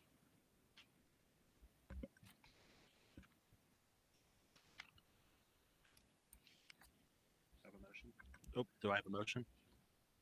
Oh, I thought you said you were removing these. Is that what you're saying?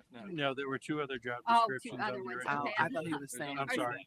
I thought I'm I heard sorry. you say that we were removing them. I was like, There were 2 other job descriptions on the one that was published and sent out Friday that we've removed. okay, yeah.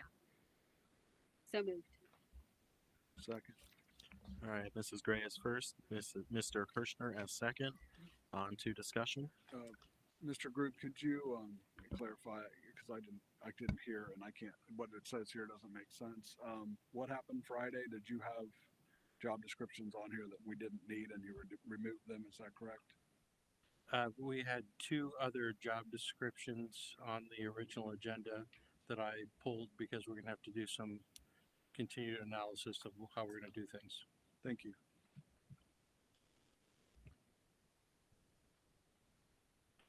So, are these new or this is just So just the, so we the, can have full context for the this? Director of Human Capital is the revised job description with updated removing DEI references.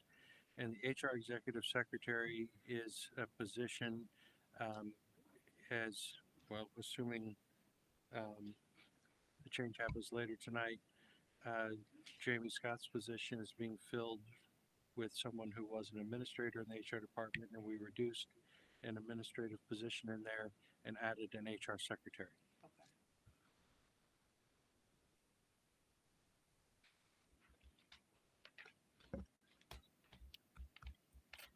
All right, under roll call, please. Mr. Kirschner. Aye. Mrs. Dellenberger. Aye. Mr. Bauer. Aye. Ms. Gray. Aye. And Ms. Walsh. Aye. Motion passes. On to item 8.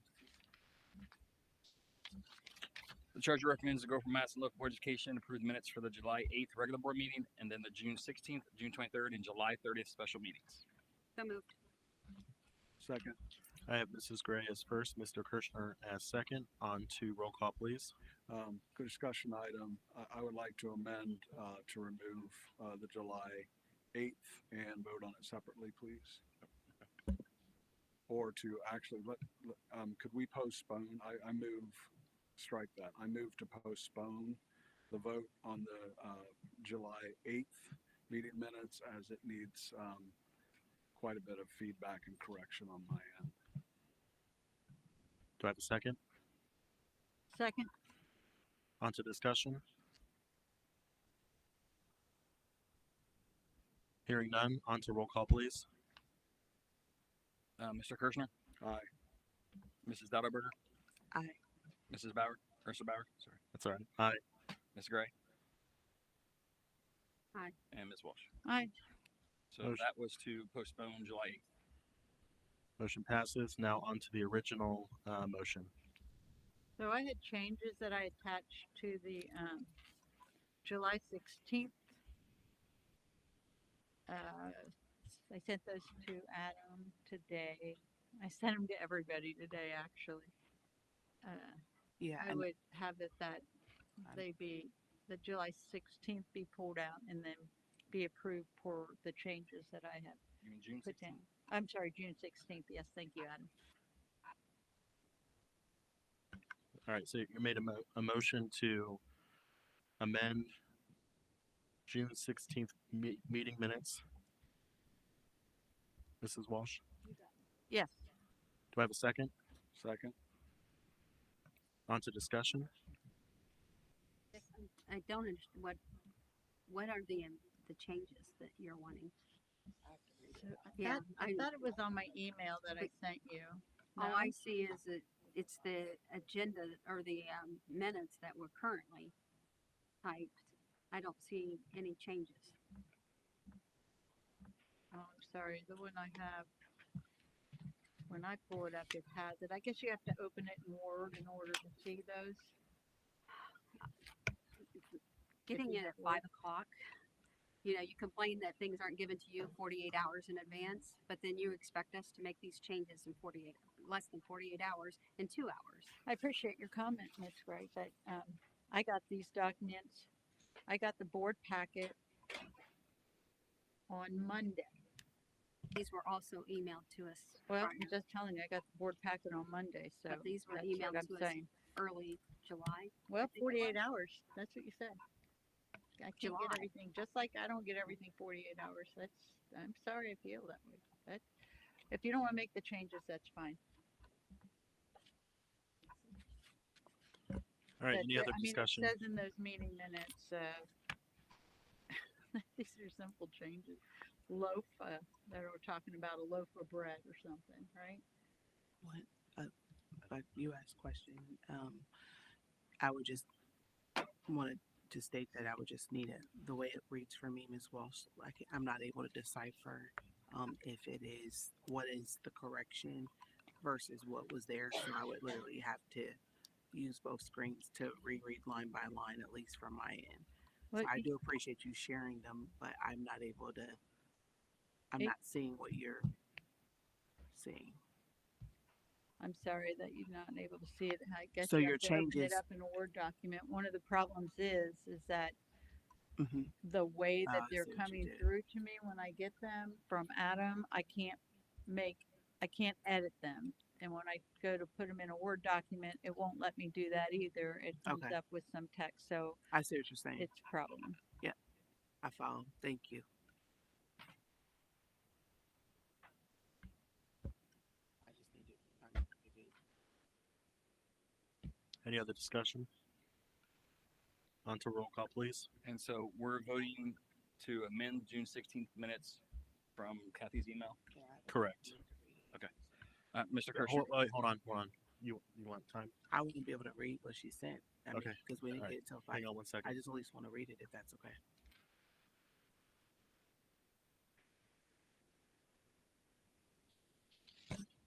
I mean, I can read through them individually if you want. That's just gonna take time. They're really kind of minor changes, but they're, like one says, having a hearing disability even at this meeting. I certainly didn't say that. But I said, that I was having communication problems because of the hearing disability. I don't know where the loaf one is. It seemed like some of them were silly.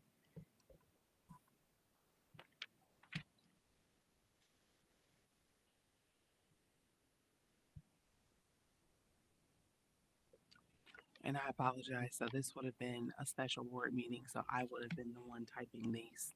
So there's that. So I apologize for any omissions. I did the best I could that meeting. So just give me a second.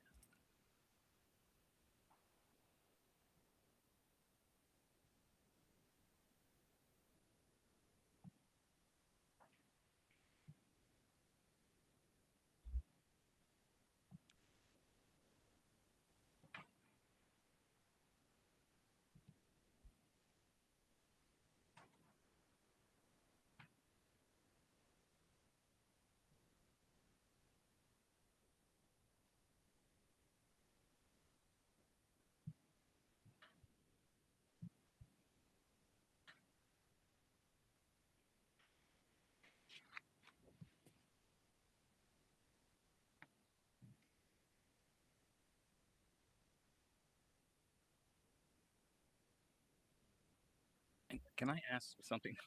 When I do the board minutes, I send the board minutes to you guys in PDF, usually within a week after the board meeting.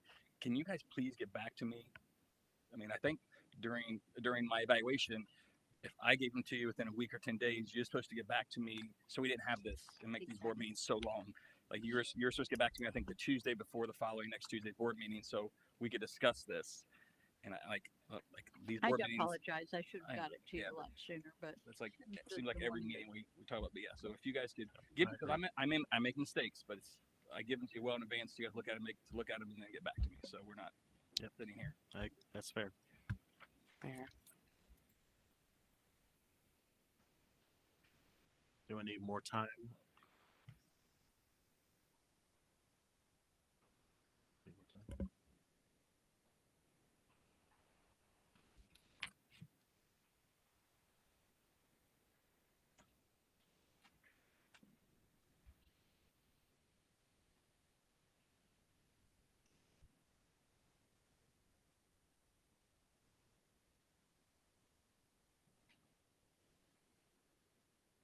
Yeah, so we have our, and I think maybe your staff also may have reached out to me, Mr. Collier. I said it that way so I mess up your name.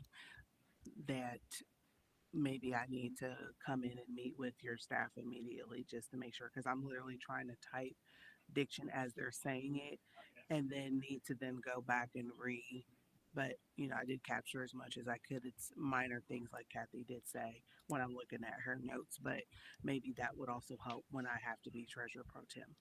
Or if someone else would like to be treasurer pro tem instead of me, maybe Ms. Walsh, you can help me out and do it next time because I don't want to mess anything up. So Well, if you want Certainly. a highly inaccurate rendering of the minutes in colorful, you can always just use our closed captioning. You'll never know what you might get. I'm done reading. Thank you.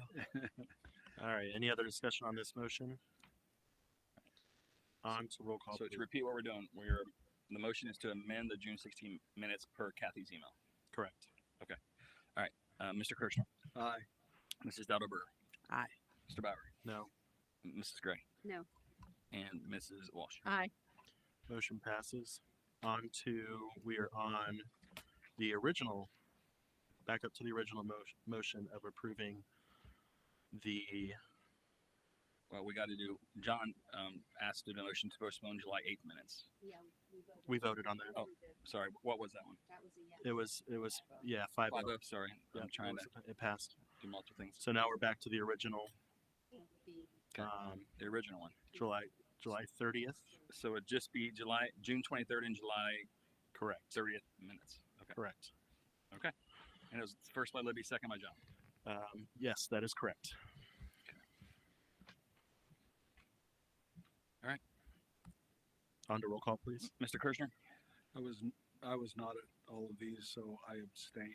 I missed Okay. one. Mrs. Duttelberger? Aye. Mr. Bauer? Aye. Ms. Gray? Aye. And Mrs. Walsh? I also was not at all this, so I'm gonna abstain. All right. Motion passes. On to item 9. Superintendent recommends Groveport Madison Schools Board of Education approve the certificated personnel items as seen in the updated attachment you are given tonight. So moved. Second. I have Mrs. Gray as first, Mrs. Dowdelberger as second. On to discussion. Hearing none, on to roll call, please. Mr. Kirschner?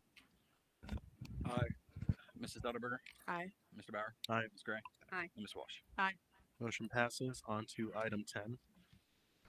Just quickly, and I'm probably not going to have her come up and talk, but Kelly's been with us already for a couple of years.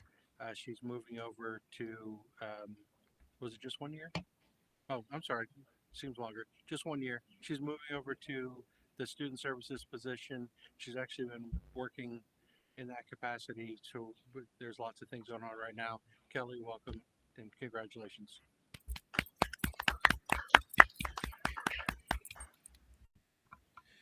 Okay, superintendent recommends Groveport Madison Schools Board of Education approve the non-certificated personnel items. So moved. Second. I have Mrs. Gray as first, Mrs. Dowdelberger as second. On to discussion. Hearing none, on to roll call, please. Mrs. Walsh? Aye.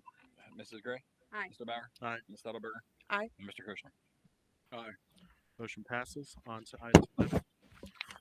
The superintendent recommends Groveport Madison Schools Board of Education approve the following contracts with Reach, Amerigus staff, Briar Patch, Empower, TriStar, Buckeyes Best Transportation, Columbus Hearing Impaired, VIP Rehabilitation Services LLC, H.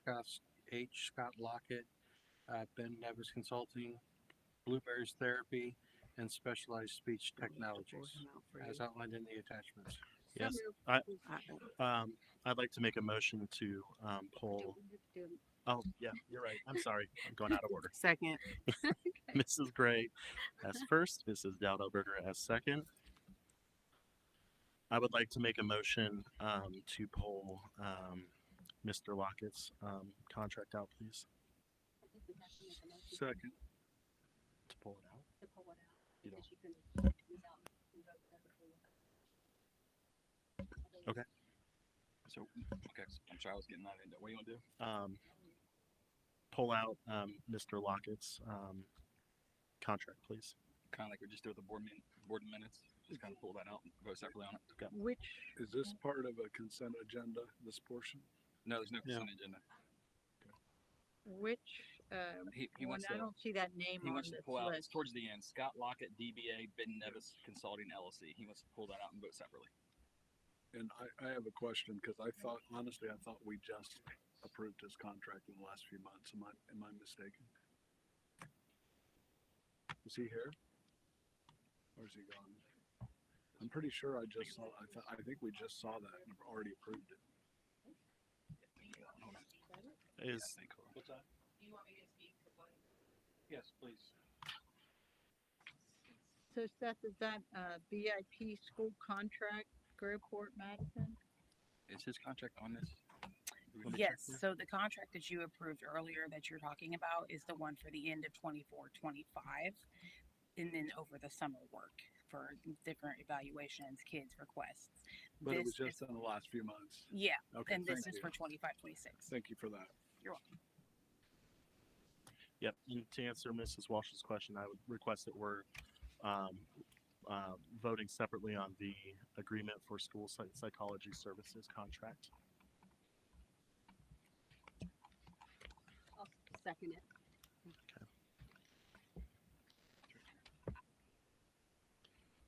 All right, so I made the motion.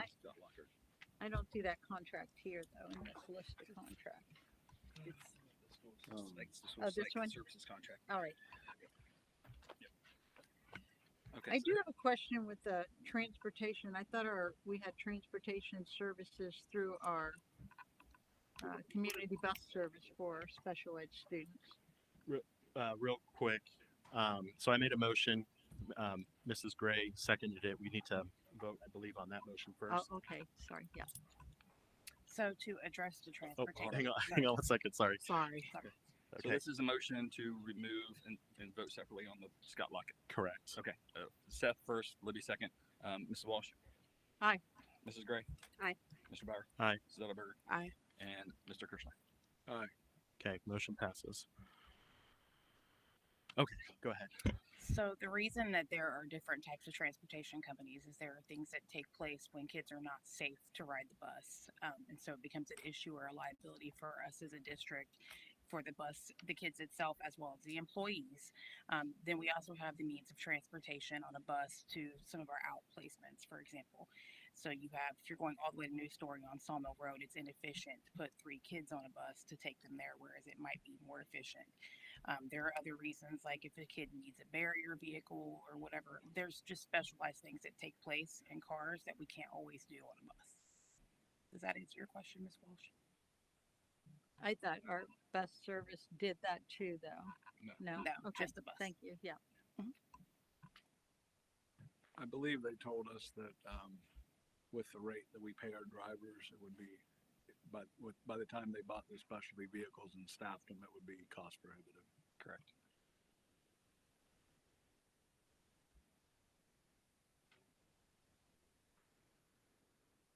Okay.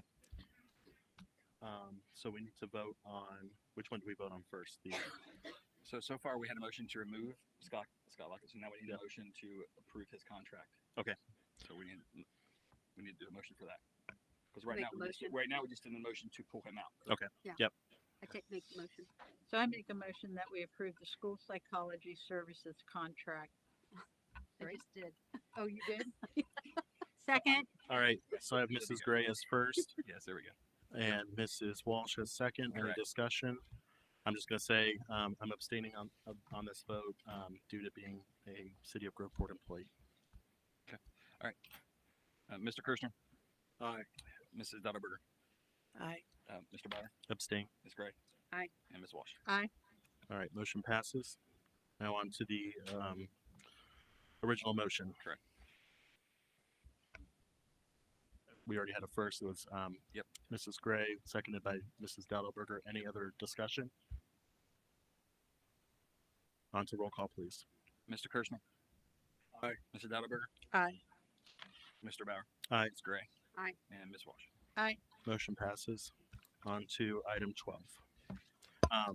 Go ahead, and then I'll have to say. Superintendent recommends the Groveport Madison Board of Education approve participation of the letter of commitment of the joint development agreement with the City of Groveport for the construction of roadway improvements as outlined in the attached file. So moved. Second. I have Mrs. Gray as first, Mrs. Dadelberger as second. I'm going to recuse myself from this conversation and vote due to being a City of Groveport employee as well. So I'm going to go in the back. All right. Mr. Superintendent, any Yep. conversation, please?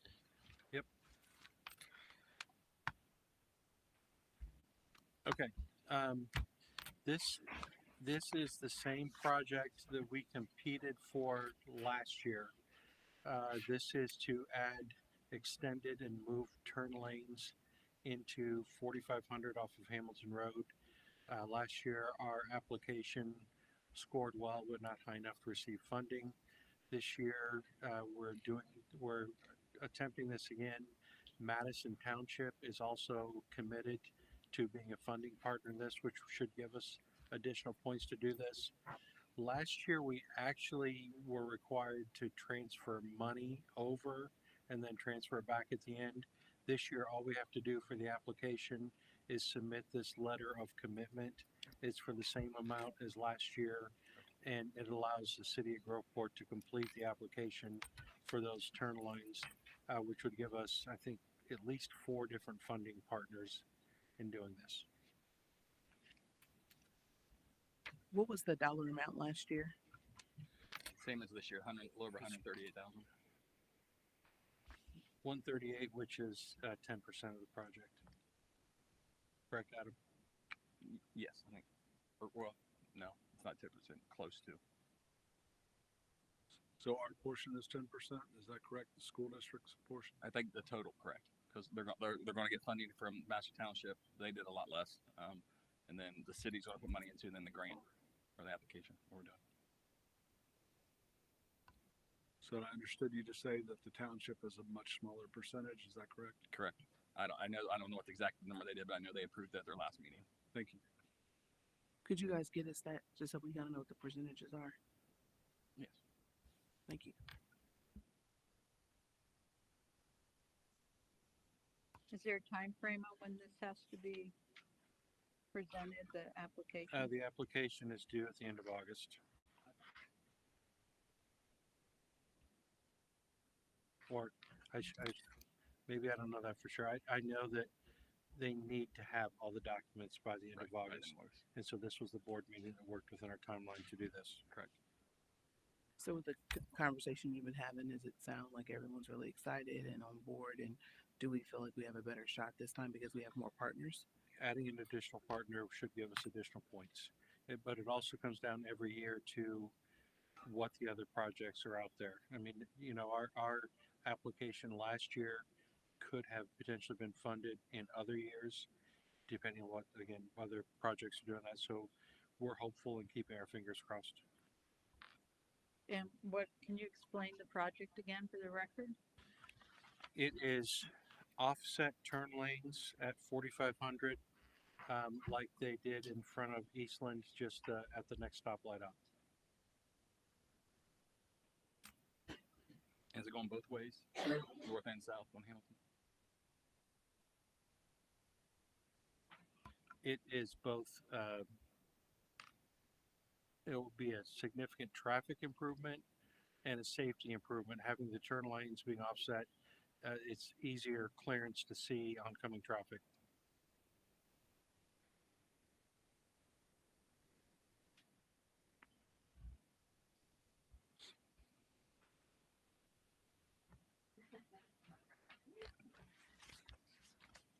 If there's no additional discussion, we have roll call. Mr. Treasurer. Mr. Kirschner? Yes. Yes. Sorry. Mrs. Dutterberger? Aye. Ms. Gray? Aye. Ms. Walsh? Aye. Motion passes.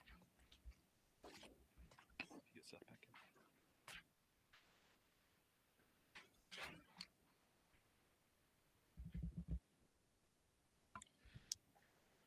Item 13, Superintendent recommends the Groveport Madison Schools Board of Education approve the attached agreements with Shore Architects, Inc., as outlined in the file attachments.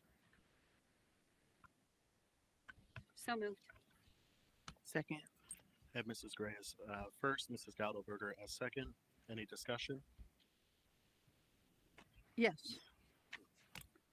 I'm going to make a motion to table agenda item H13 and are they still H13? H13 and H14.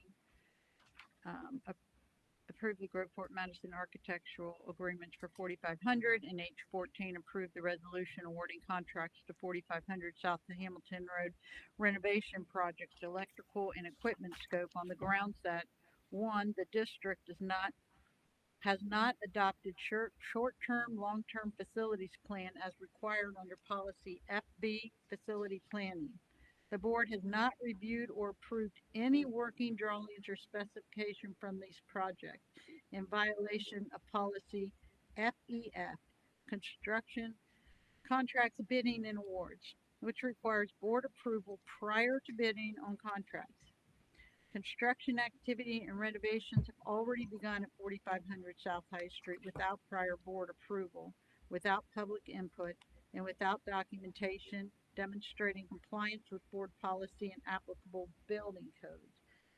The board has received no supporting data, needs assessment, public engagement results, financial impact analysis, or educational justification for these projects despite repeated concerns about unmet I'm sorry, these projects, despite repeated concerns about unmet needs in existing K through 8 school buildings. Observations during a site tour on August 6th with Deputy Superintendent revealed ongoing plumbing, drywall, electrical, and floor cutting work at 4500. Architectural drawings dated January 10th, 2025 and April 23rd, 2025 that had not been previously presented to the board. Possible code and permitting issues.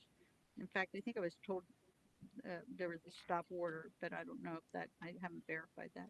Including untagged electrical panels and the use of students in construction activities, possibly without proper safety equipment.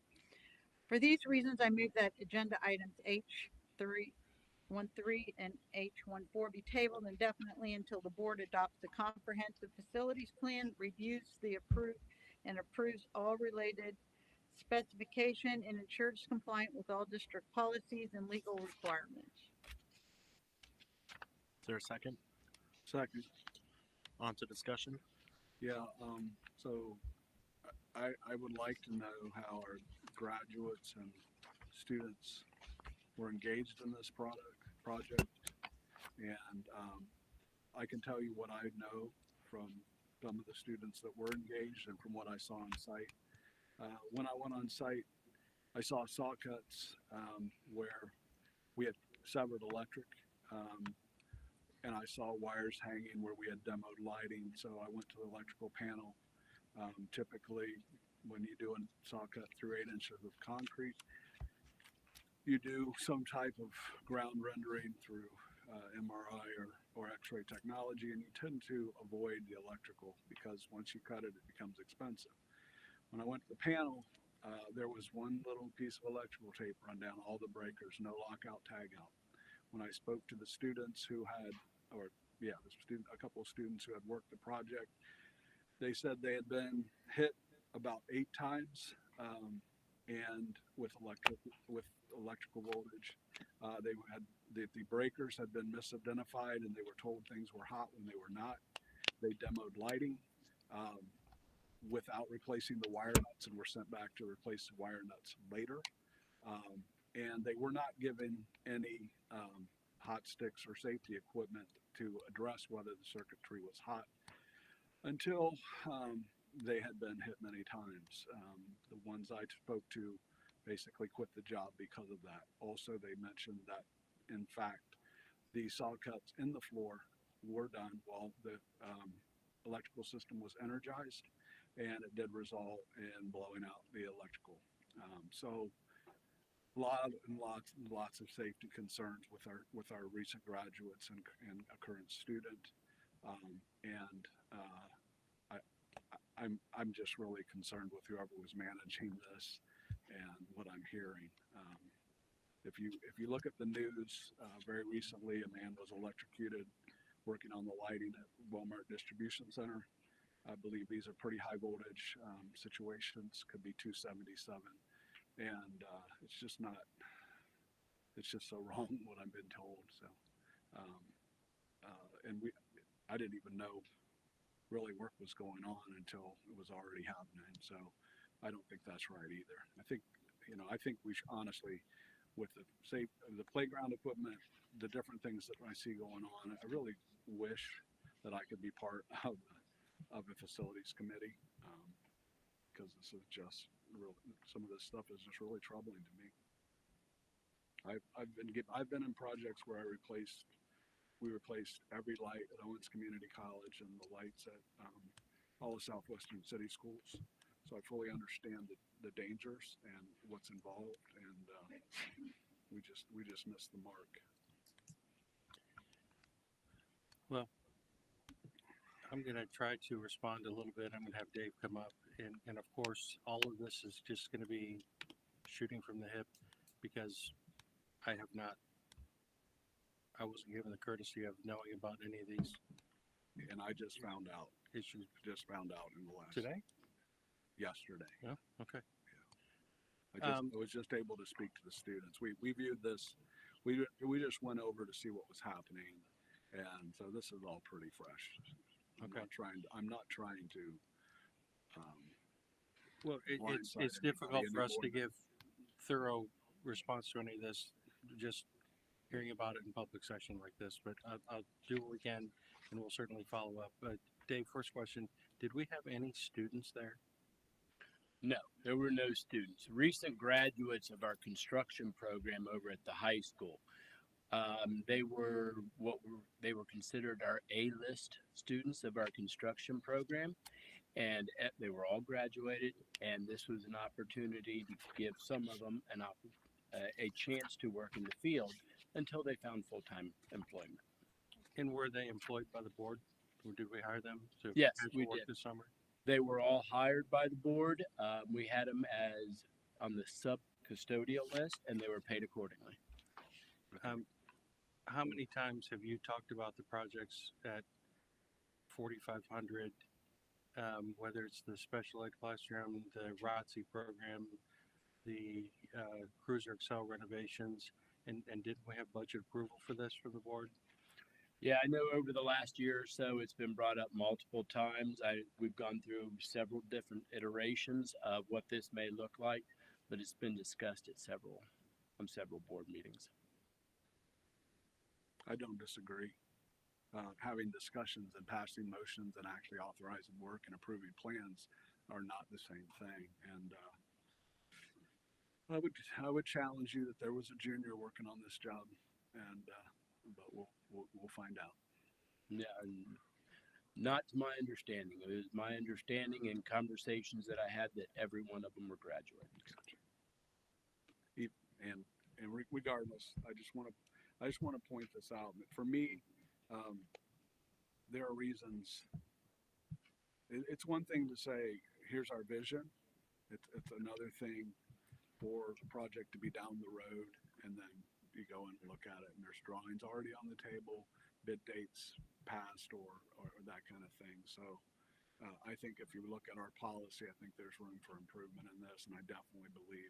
I mean, all I have to tell you is one thing: a piece of electrical tape going down a breaker instead of lockout tagout. That's. I don't have to tell you anything more than that, and the rest all plays out to where I believe the student's story. So. Yeah.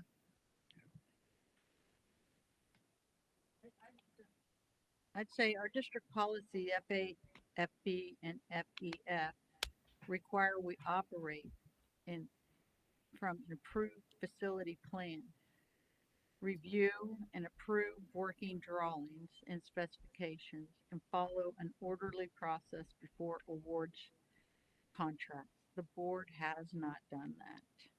There's been no proper review of these proposals, no systematic prioritization of needs, and no formal opportunity for public input.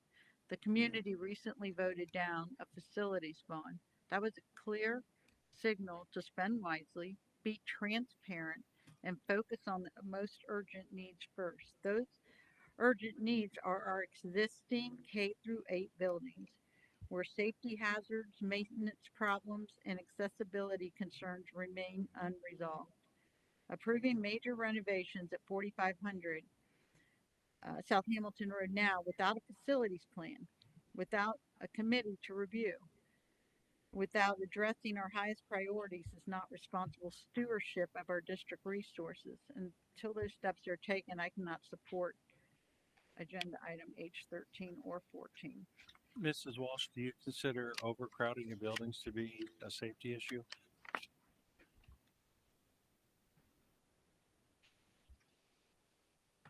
I guess if you want to pose that, we have overcrowded buildings and underutilized buildings. Well, but she made the statement that these are the highest priority items, which is a personal opinion, versus making a decision that we are beyond capacity at every one except one of our schools.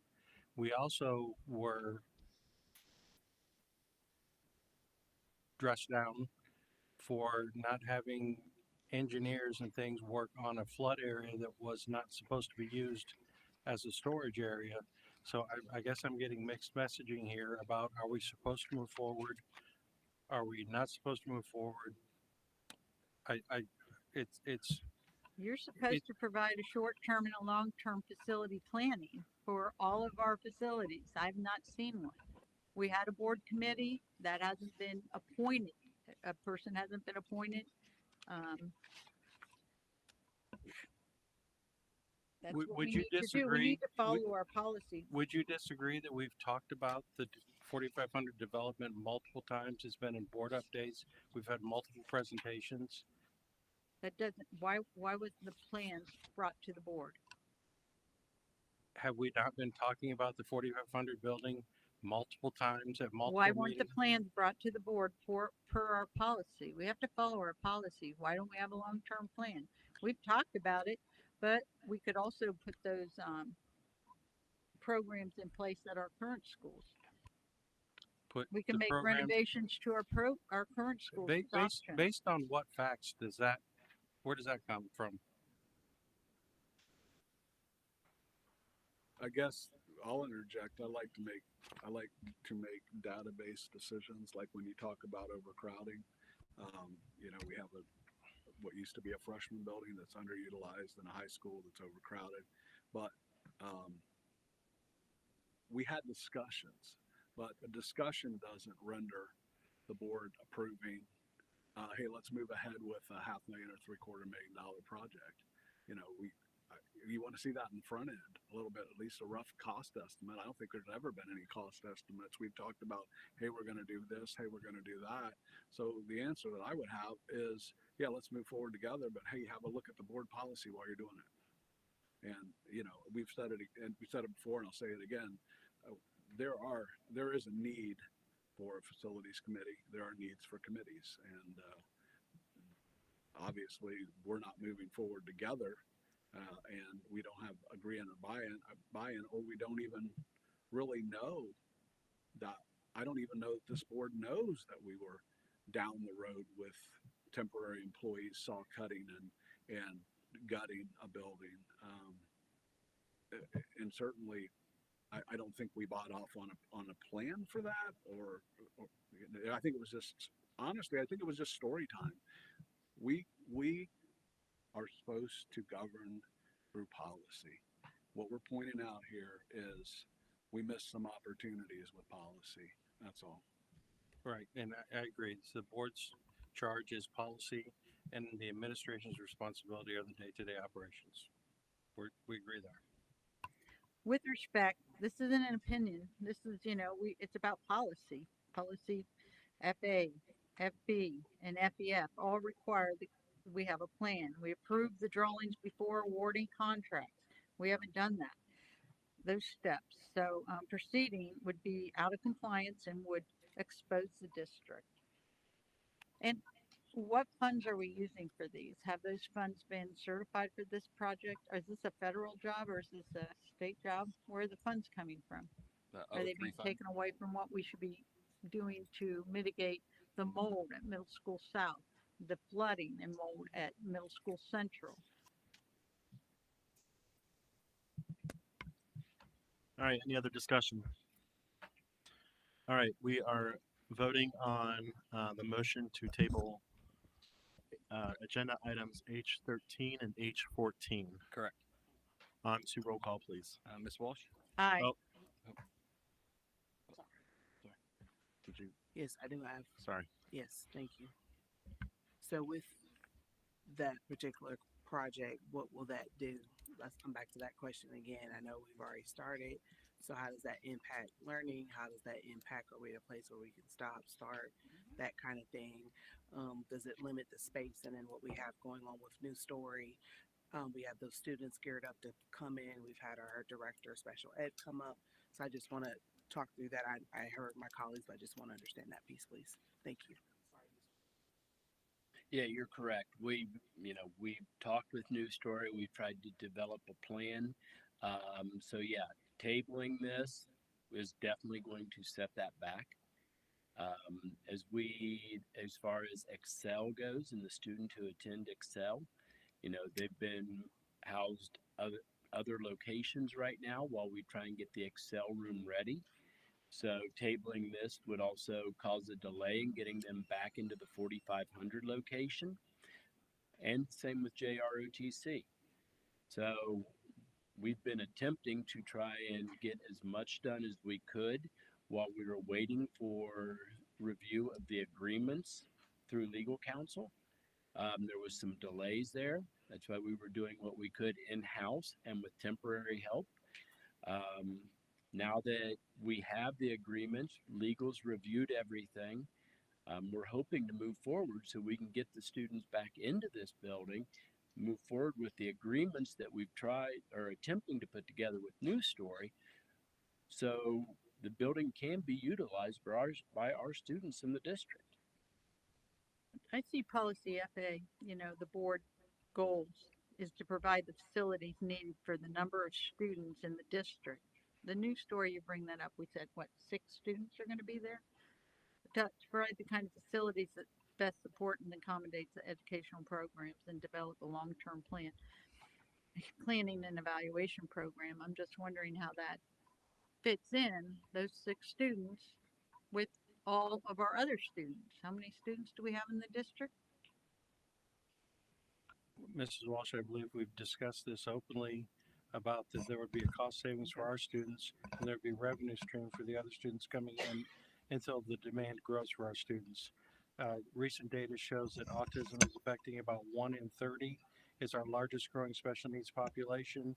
And, you know, this was an opportunity for us to build capacity for the students we currently were outsourcing, our internal students who might need additional service, and future students who might come. I mean, we've had all these discussions. I mean, I think Adam presented financial things about what the estimated cost savings were.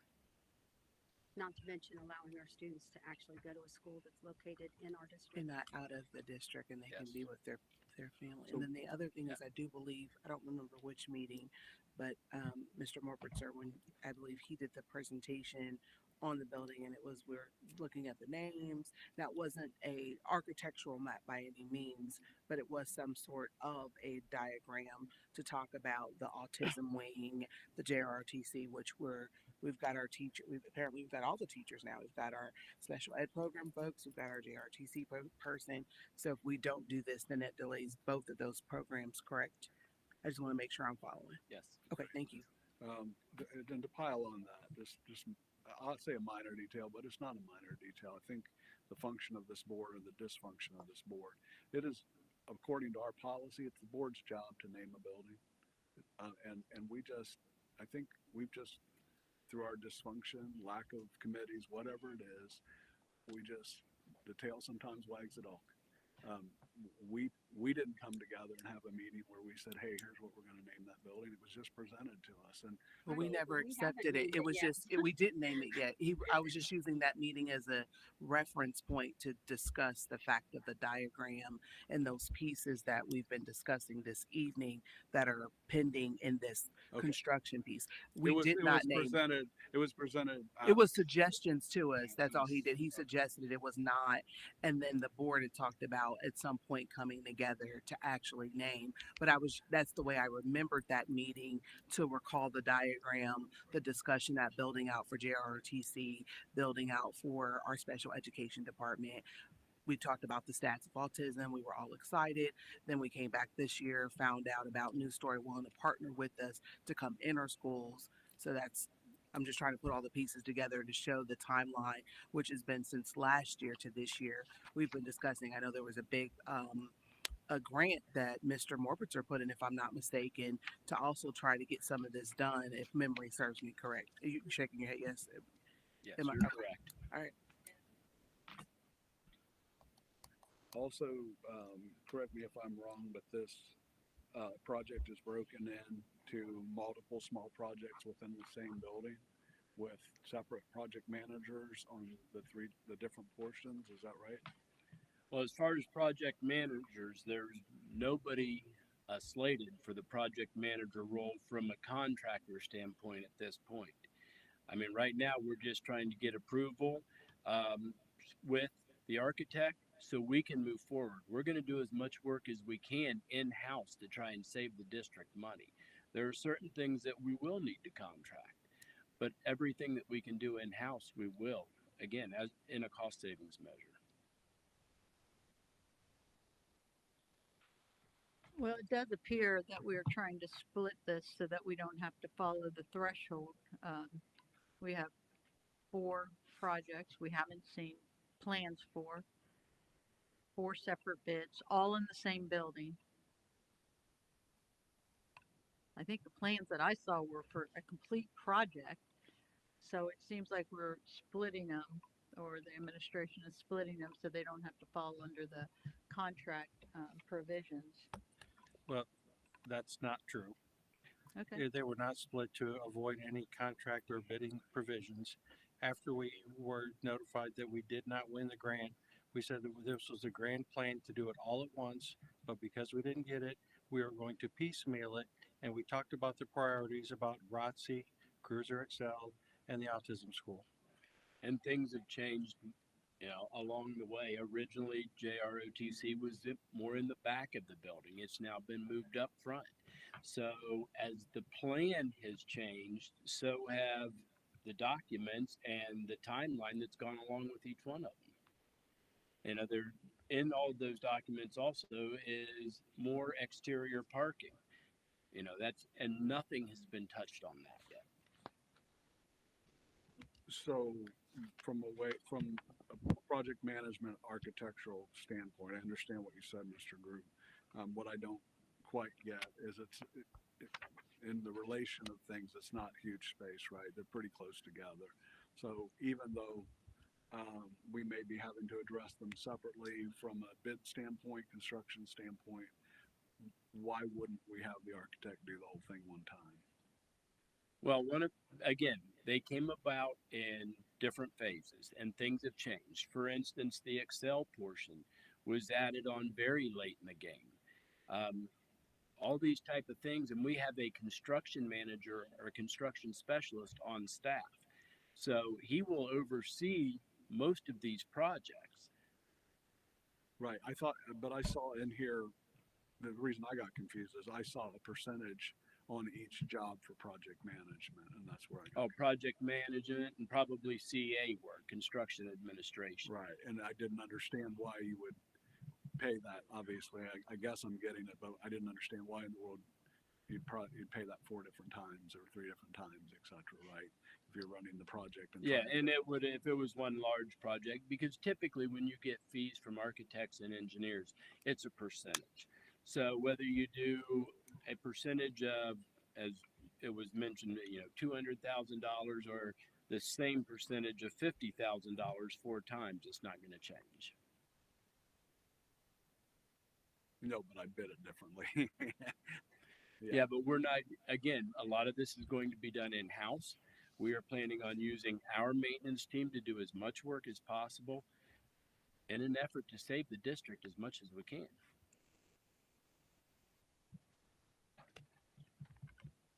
All right. Thank you. Thank you. On to, we have the motion to table H 13 and H 14. Okay. All right. Mr. Kirschner, Aye. Mrs. Dauberberger, No. Mr. Bauer, No. Ms. Gray, No. and Mrs. Walsh. Aye. Motion fails. On to the original motion.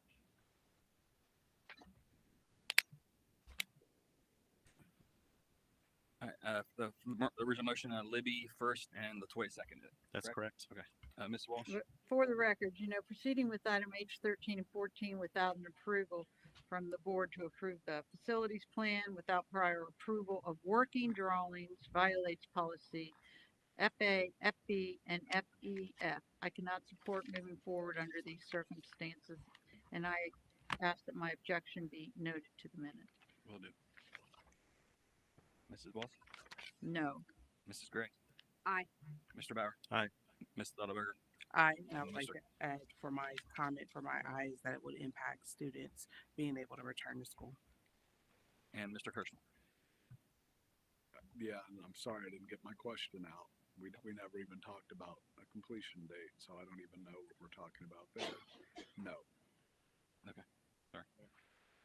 Motion passes on to item 14.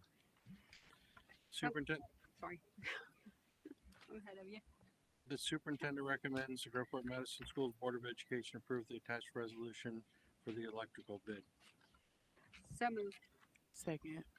I have Mrs. Gray as first, Mrs. Dowdell-Berger as second. On to discussion. Is that for the entire building? Do we have plans for that? Scope of work? Can you provide those to the board?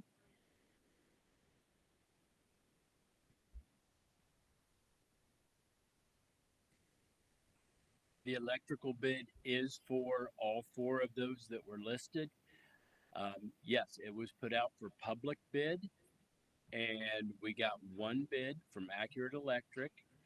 It has been reviewed by the legal counsel, and it's submitted to the board for approval tonight. When did it go out to bid? I would need to grab my computer so I can look up. If you could send me all the information on that bid, I would appreciate it, and how we posted that bidding. Thank you. Absolutely. And it was on the And that is for the whole building. We're not splitting that up into 4 sections like the rest of the project. Is that correct? That's correct.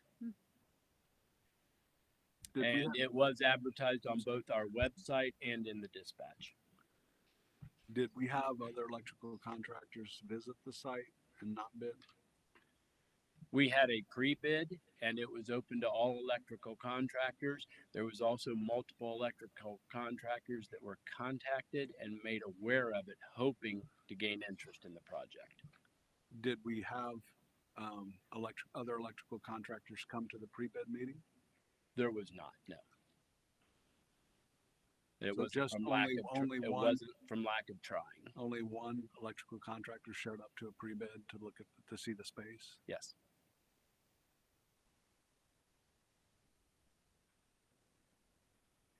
And how did we advertise?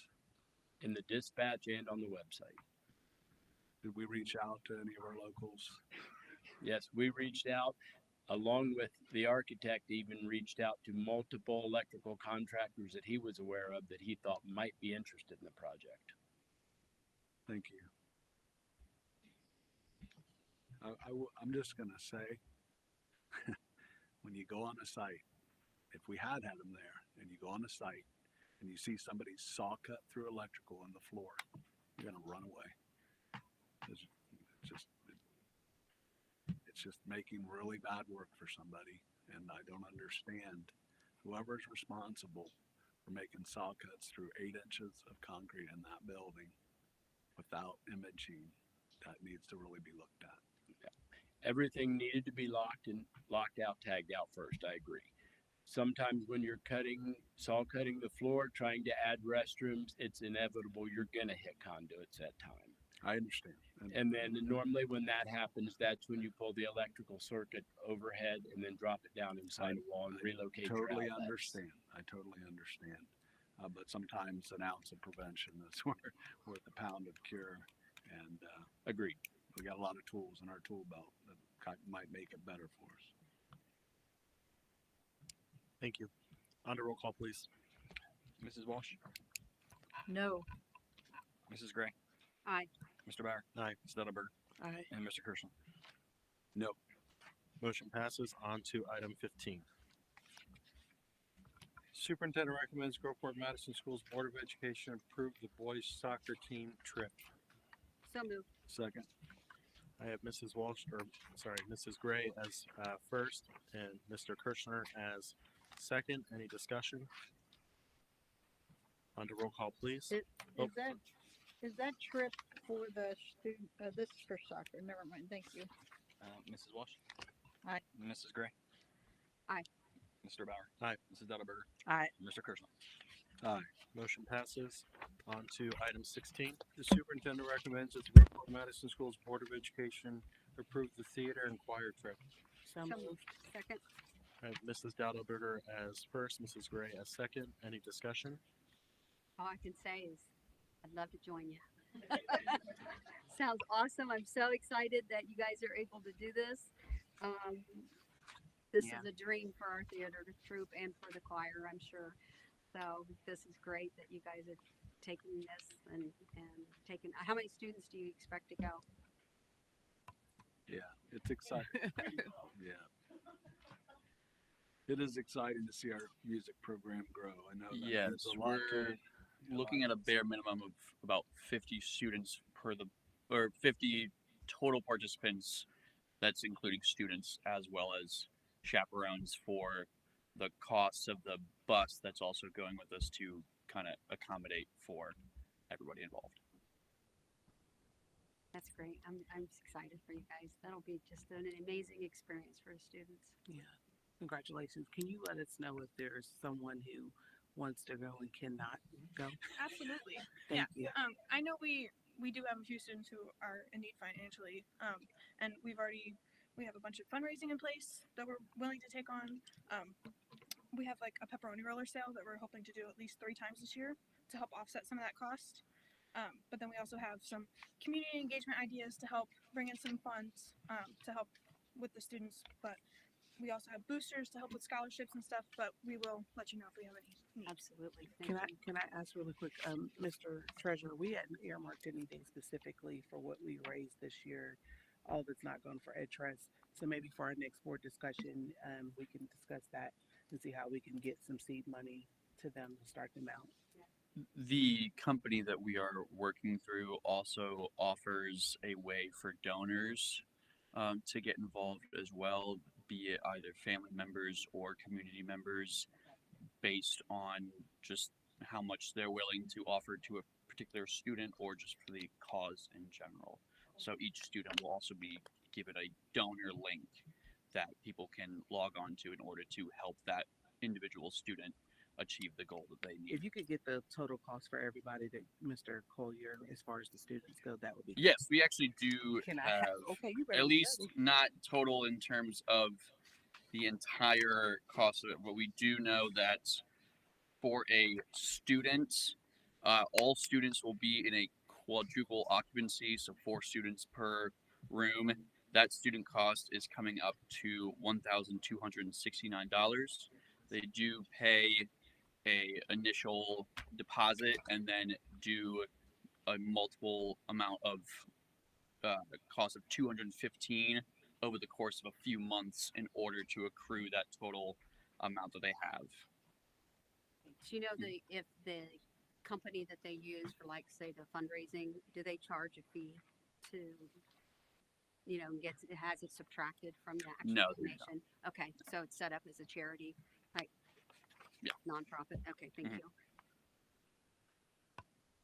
I just hate seeing when you're trying to raise money for something and then they take Yeah, 10% that's right. or whatever, and Right. I would much rather do a donation straight to the organization. than Right. Do No. that. So Mhm. So this motion's to approve the trip and then you all are gonna be doing some fundraising to try and get the funds for it. Is that something that our educational trust can help with? Is that, Yeah, that's you what I already just said that? Yeah, I did. I All did, right, Kathy. good. I did. I just said we could bring it back at the next meeting. We could get final Thanks. costs to our treasurer because we hadn't earmarked our sponsorship dollars that we got this year. So if we could maybe spread it out because we want to help all of our orgs, but definitely help out this particular extracurricular area. Perfect. Thank you. On to roll call, please. Mrs. Walsh? Hi. Mrs. Gray? Aye. Mr. Bauer? Aye. Ms. Dettelberger? Aye. Mr. Kershaw?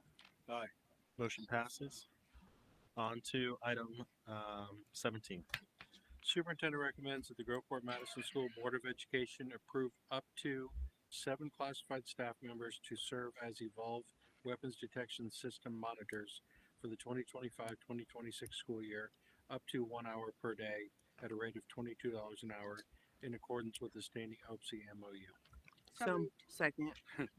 Mrs. Gray is first, Mrs. Dowdleberger as second. On to discussion. Hearing none, on to roll call. Oh, okay. I have no question. Did this increase from last year? I couldn't pull because I know Stayed we've the had them sent. They're the same, right? Stay the same. Okay. I was just making sure. I couldn't find the one from last year. Thank you. Mrs. Walsh.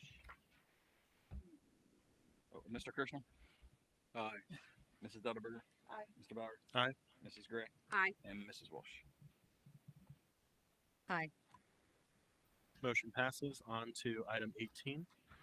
The superintendent recommends the Groveport Madison Schools Board of Education approve the Licking Regional Education Service Center General Services Contract. So moved. Second. I have Mrs. Gray as first, Mr. Kirschner as second. Any discussion?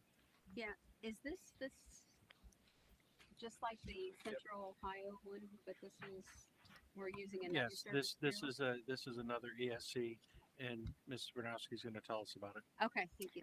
So the Licking County Educational Service Center is the exact same as ours, but it services Licking County. They have a program that we can send some of our kiddos who struggle the most with behavior to their program, but we have to be in partnership with them to be able to use it. Gotcha. So this is phase one, and then we will get a seat that we can give our kids and move them, and it's actually interchangeable. So as a kid is successful, they can leave, and then we can reutilize the seat. Okay, so once we're members of this or have joined this, then are we able to get substitute teachers through them also? I'm just, we're struggling with substitute teachers. I'm like going. I don't know the answer to that. I don't think so. They would. No, 'cause Licking it's just for County's the purpose other of. schools probably wouldn't, tried. wouldn't want us participating in that. Okay. And so if I'm looking, it's just for that specific service. So we still have the other one as well, correct? So we just are, so it was just to get the seat to get this for the. Yep. Got it. Thank you. Any And further they're located in Pickerington, right? Pickerington area? No, so that is Pickerington. Some of Pickerington falls into Licking. So the Licking County Educational Service Center is actually in downtown Newark, and that is where the program is actually housed. And will we be having to transport our people and the students to? If we place a student out there, yes, we would provide transportation for them. We have to as part of their IEP. That location's been in business a long, long time, right? Is that the same location? And I've worked with them before. Anything else? On to roll call, please. Mr. Kirschner. Aye. Mrs. Dutterberger. Aye. Mr. Bauer. Aye. Ms. Gray. Aye. Ms. Walsh. Aye.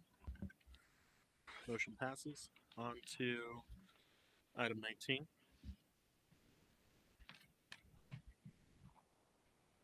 Superintendent recommends that the Groveport Madison Schools Board of Education approve the substitute pay rates as listed below: educational aid 18, clerical 18, custodial 18, maintenance 1950, and cook 17. So Moved. John first, Lee second. Okay, Mr. Kirschner is first. Mrs. Gray as second. Any discussion? Could you help me with the steps for the cooks? It appeared that I saw some documents where some of our very long-term cooks and some of our cooks coming in new appeared to be like really close. Am I missing something there? I don't know the exact steps off the top of my head, but I know that the I can sub rate is $17 an hour. Right. We wanted to keep beneath the first step of a full-time. Yeah, he's asking same I'm question. sorry. He's, Well, I'm- you're asking the step 0 and step 14. Kathy asked the same question. That like we have a step 0, 6 hours making 19,000 that you guys passed earlier, and then you Slow down, please. Okay. Yeah, step 0 making making like around 19,000. I think you guys approved earlier in the thing.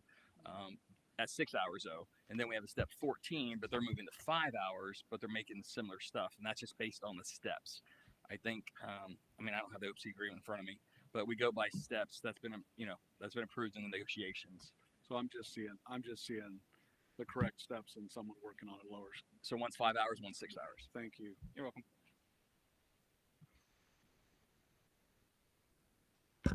Roll call, please. Mrs. Walsh. Aye. Mrs. Gray. Mr. Bauer. Aye. Mrs. Dutterberger. Aye.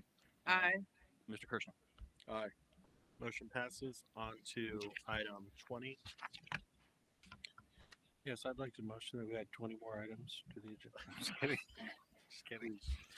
Superintendent recommends that the Groveport Madison Schools Board of Education approve the attached resolution.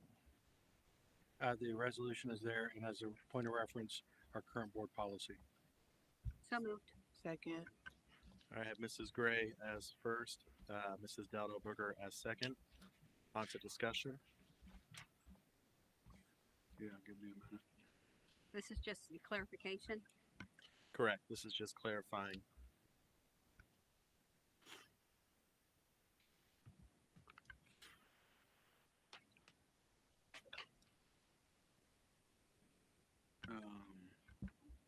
Okay.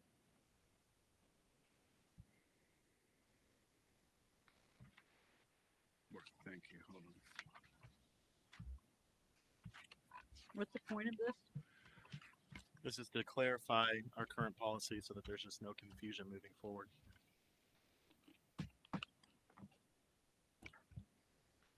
Should we do one of these for our facilities too?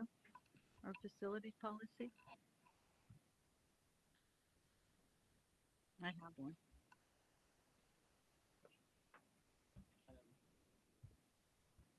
Yeah, so, question issue. Whereas Board Policy CE adopted December 13, 2023 outlines that the superintendent may establish such permanent or temporary councils, cabinets, and committees as are necessary for proper administration of the board policies and for the improvement of the total educational program. Such councils, cabinets, and committees need not meet the requirements of the Open Meetings Act Sunshine Law. I believe that is a flawed paragraph because depending on what you're working on and how you're reporting back to the board, you very well may cross over into that line and in fact be operating as a board committee. The fact that the superintendent has established it does not in and of itself automatically remove Open Meetings Act or Sunshine Law requirements. For instance, if the superintendent were to appoint a board member, or even if he didn't, and they were having a discussion on a certain policy that we were in the middle of reads on and we were having here, and that policy discussion continued into this meeting, it can be very well argued that that is a continuation of a board discussion. So I just think that that particular statement is a little bit of a slippery slope. Thank you. Any other discussion? On to roll call, please. Mr. Kirschner? Did you call me? Yeah, sorry, Mr. Kirschner. Sorry. Aye. Mrs. Dellenberger? Aye. Mr. Bauer? Aye. Ms. Gray? Aye. And Ms. Walsh? Abstain. On motion passes on to item G, Treasurer's Agenda. Hey, Nate, can you get that up there for me?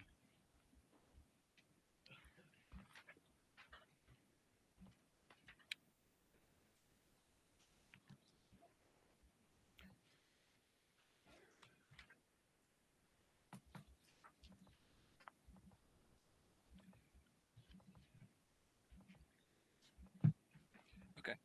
First one I have is obviously for the month of July. We are in a new calendar year. So we had our restricted grants, our state foundation, which is the items 1.035 and 1.04, just over 4.2 million. Then we had a little bit of all our other revenues. So our revenues coming in were 4.4 million. And then our expenses with personnel, insurance and retirement, purchase services was about 8.6. So again, typical month where we're down about $4 million. But again, the number is in line with what I had. Now our supplies amount was a little bit higher. I'll talk a little bit later, and the change from prior year about that. But it's still long term. We're fine. We always had supply costs that went up in July this year that did not go up until later last year. But the rest of the numbers all came in where I expected them. Revenues actually coming out, as you can see again, restricted grants, unrestricted and restricted grants and aid total over 4.2 of our total 4.4, which as you can see, that's our state foundation. So in this month it was 95%. Again, very normal, except for the 2 months where we get our tax receipts from the county. Expenditure chart, again, almost 69% is personnel, insurance, and retirement. And we have purchase services of 1.3 million, and then next supplies and materials 980,000. Change from prior year. This is the one thing I want to talk about. The 1.04 is our 1.04, which is line 11.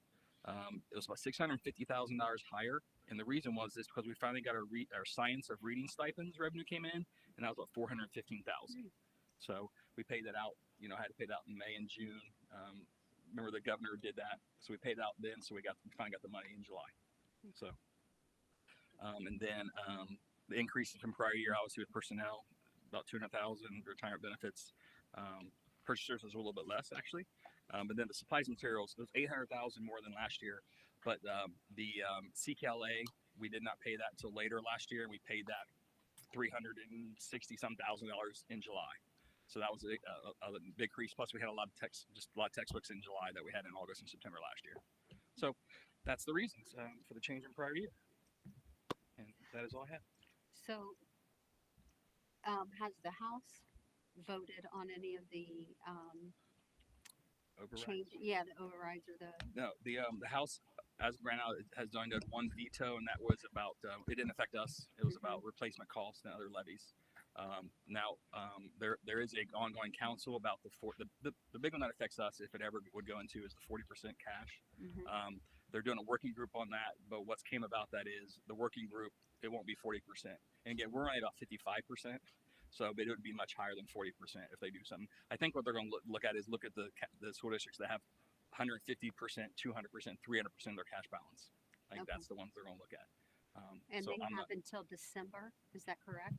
I don't know the exact date. I think it may be December 1st or like November. Okay. I'll check. But yeah, so you'll hear the news on that. But what I've heard so far from all my sources is it may go up from 40, but it's going to go up a lot from 40, so it shouldn't affect us. Okay, thank you. Yep.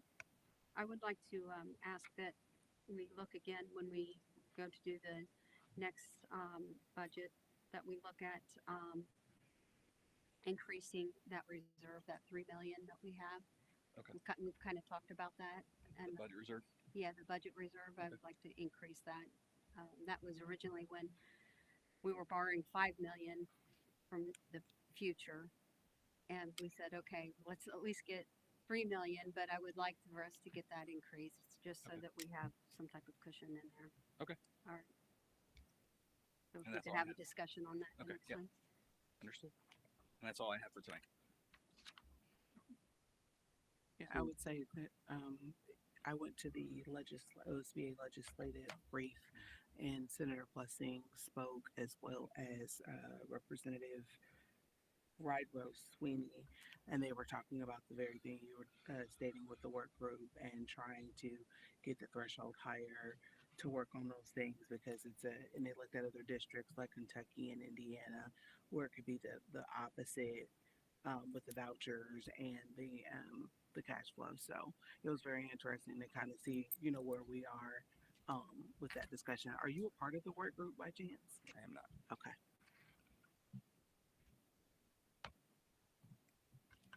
All right, thank you. You're welcome.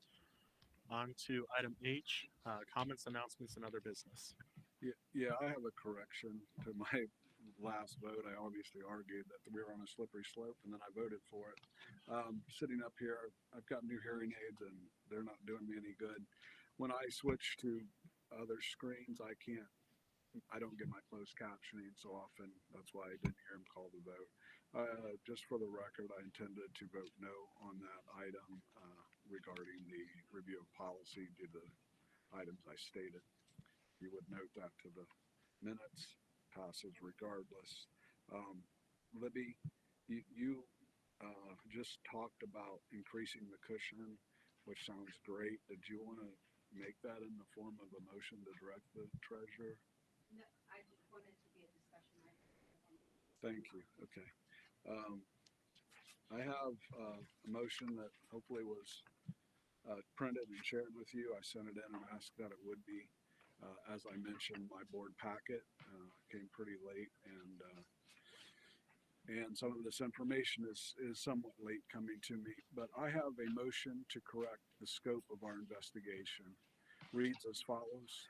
Whereas the Board of Education previously authorized an investigation into the district's handling of a 2023 incident at a school involving alleged student-on-student sexual harassment, and whereas questions have been raised regarding whether the scope of the current investigation adequately addresses all relevant facts, actions, and responsibilities, connected to the incident and its aftermath. And whereas a preliminary review of available procedural history and related information indicates the need to examine, among other matters, the identification of the involved individuals and accuracy of the event timelines, whether required notification, documentation, reporting obligations were met, level of communication with the complainant, parent, and guardian as provision of supportive measures, adequacy of counseling and follow-up for the complainant and perpetrators, extent of involvement and follow-up by district leadership, law enforcement contacts, and board members, whether the scope of the investigation work was influenced or limited by board actions, omissions, including whether the investigator's proposed scope of work was presented to the full board, adequately and currency of board policies, administrative procedures, and student handbook provisions, and allegations of retaliation or peer harassment not addressed through formal processes.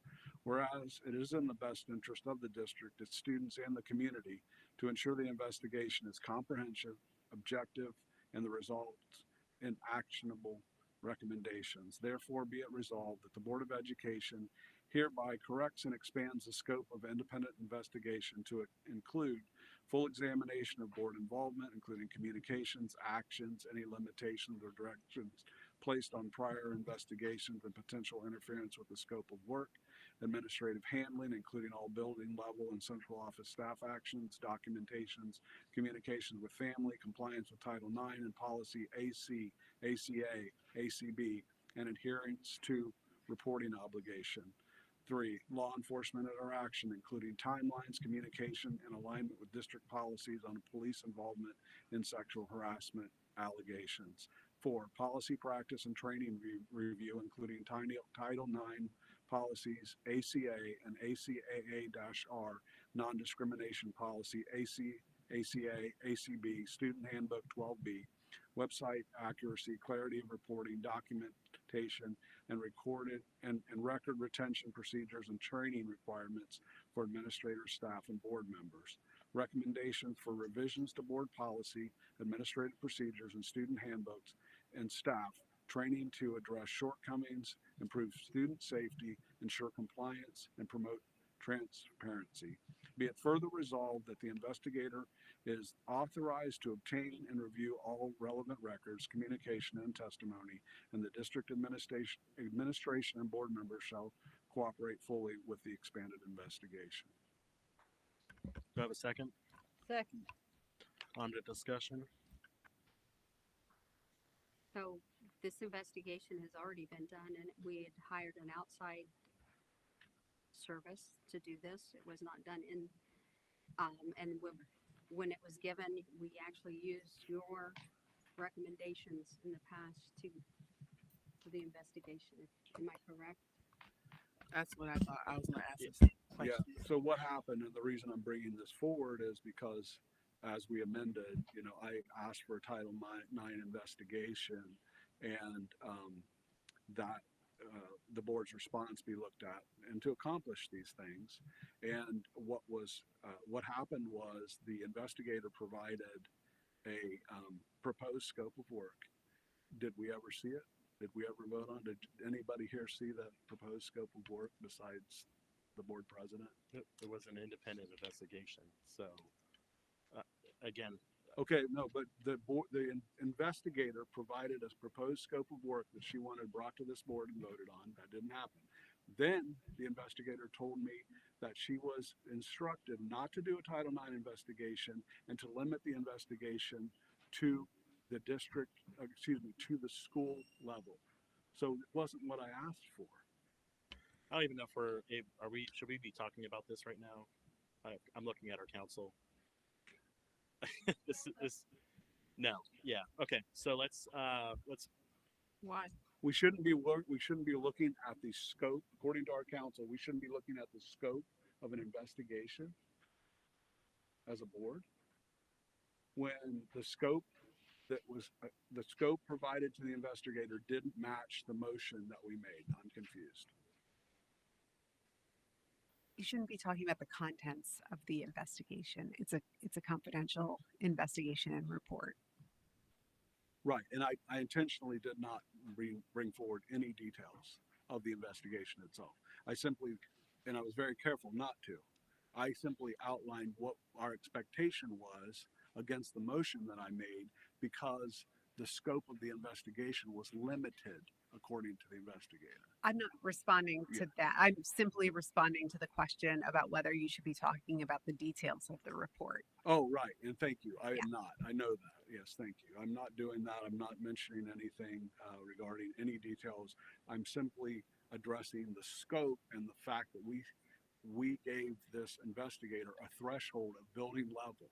So if there's any problems with police response, if there's any problems with anything I did, if there's any problems like that, they are not being addressed because we capped our investigator at the building level. So I'm just trying to remedy that. I'm not commenting. So, is there any other discussion? Well, I would say that we should approve a formal scope. If we're having an investigation, it shouldn't just be like one person saying this is what should be investigated and this should not be investigated. If the board had a motion and the motion said to investigate a specific thing, then that's what the scope of that investigation should have been. So I understand the concern of board member Kirshner and why this was brought forward. On to roll call, please. Mr. Kirshner? Aye. Mrs. Donenberg? No. Mr. Bauer? No. Mrs. Gray? No. And Mrs. Walsh? Aye. Motion fails. Any other comments, announcements, or other business? Yeah, I have one other motion. That is to clarify the public record. Motion to clarify public record status and authorize disclosure of investigative report. Whereas the Groveport Madison Board of Education commissioned an independent investigator into matter involving district operations, resulting in a written report provided to all board members and district administrators. Whereas the report contains no personally identifiable student information as defined by the Family Education Rights and Privacy Act, FERPA, USC 1232G and 34 CFR Part 99, and all student names and direct identifiers have been removed or redacted.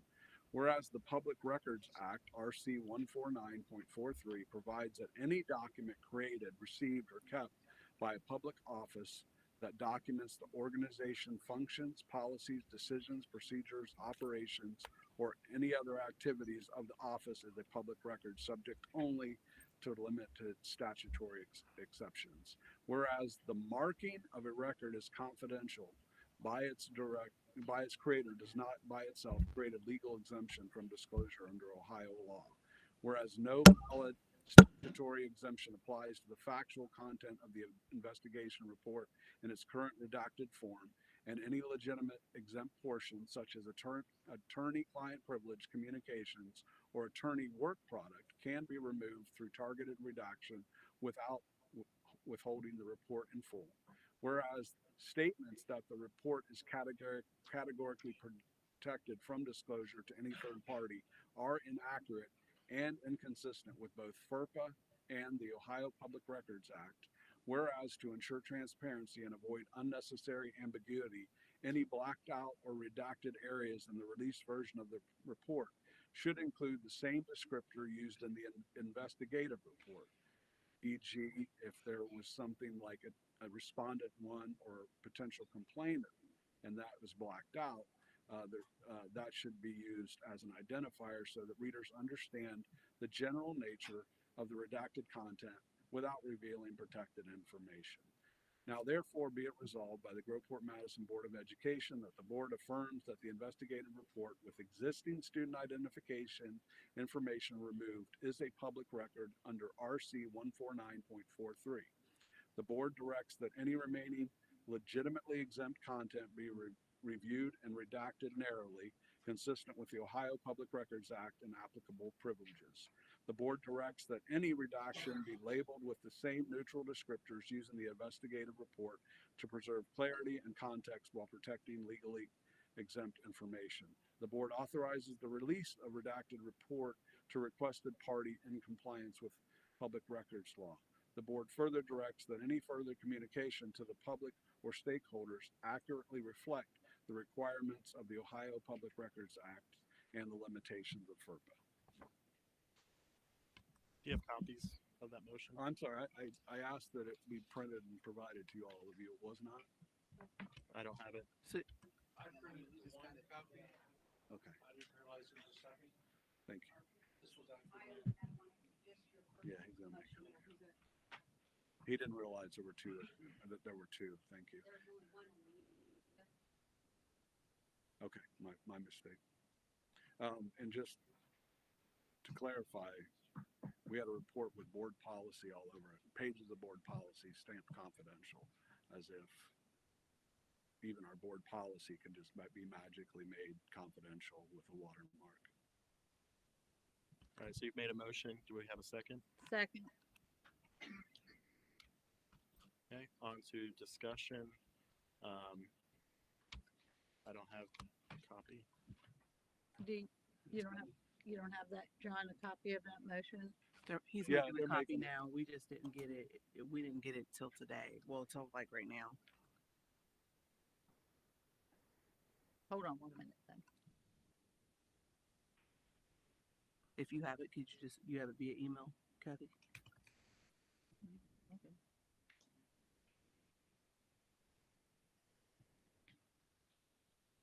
Mm.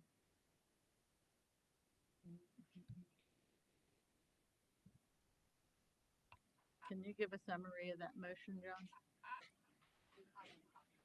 Oh, okay. Thank you.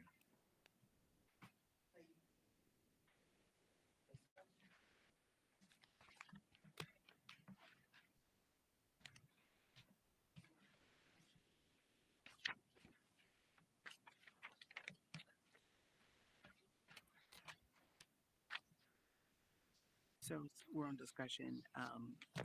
Just by what I heard in reading, I definitely would like time to discuss with our policy provider and legal counsel, just with some of the things that are here. So I just want to make sure, I have time to go back and reference, Mr. Kirshner, the laws that you cited. You've got the United States Code, you have Ohio Revised Code as well.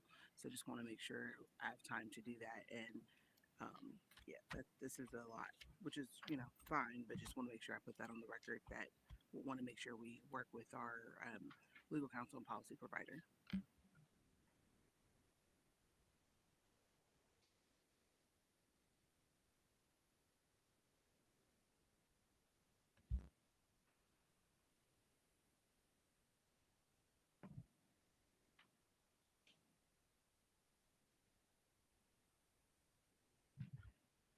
And I would also like to move to maybe just table this then, if I could have a second. So we can have time to do that, if that would be okay.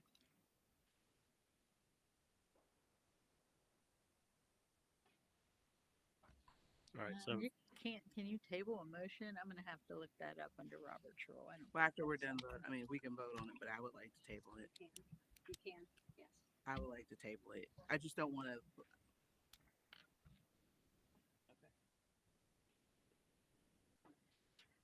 I'll just clarify, and this ties back to the last motion. Third parties were, in my opinion, copied on the email that said it was federally and state illegal for anyone to share with a third party, which would mean by the wording used, I couldn't even share this with another attorney, which is silly. But we had employees copied on it as a third party, and I'm like, well, how in the world could you do that? And we even agreed when we did this investigation to find someone independent, and we had some people recuse themselves, and now all of a sudden I get from the investigator, oh, they're not third party, they're not subject. So here we are. all right, so we've got. You made a motion to table? If I'm allowed to make a motion to table, I Yes. would like to table. I just would not want to be in a position for us to not have time to speak with our policy provider or our legal counsel with the way this motion is written. All right. Just if that could be, make sure that's in the minutes. Mr. Treasurer, please. Thank you. And I second it. And Mrs. Gray seconded it. All right. So we are on to roll call for motion to table. All right, motion table, Mr. Kirschner, No. Mrs. Dowderberger, Aye. Mr. Bauer. No. I wanted to have a little discussion here sorry. on this table real quick. Okay. So even if you table this, if this is accurate, then it is what it is, you know? They, it's, you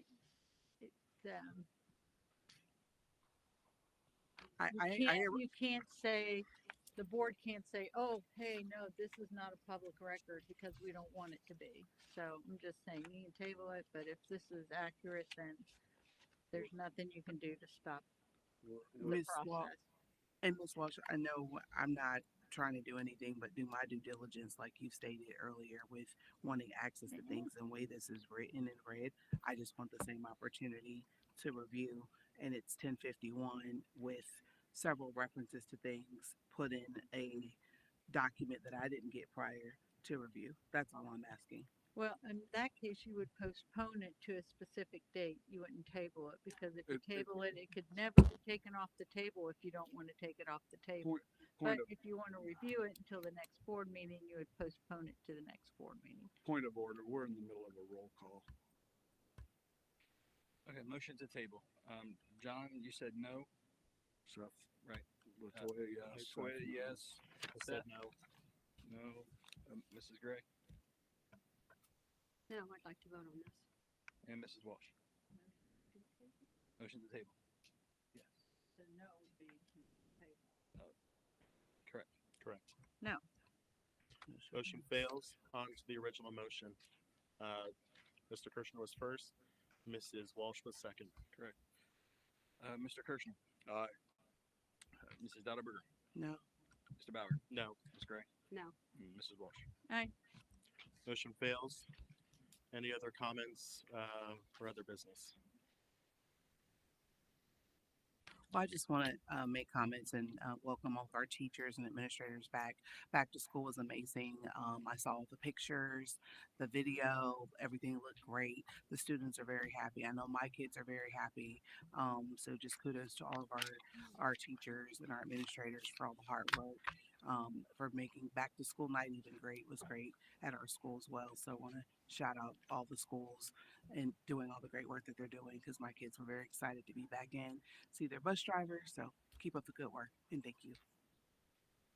Yeah, and I just want to say convocation, just echoing what Libby had mentioned earlier. It was I wasn't able to stay the whole time, but from what I saw briefly, it was really well done. So thank you. Yeah, I would like to say hats off to a successful event. I wish I could have been there, but I've heard a lot of great things about it. Good luck to all the students going back to school. Hope they have a great year. And I would also like to say I'm very disappointed that the board set a precedent not to follow our board policies. Unfortunate. All right, any other comments?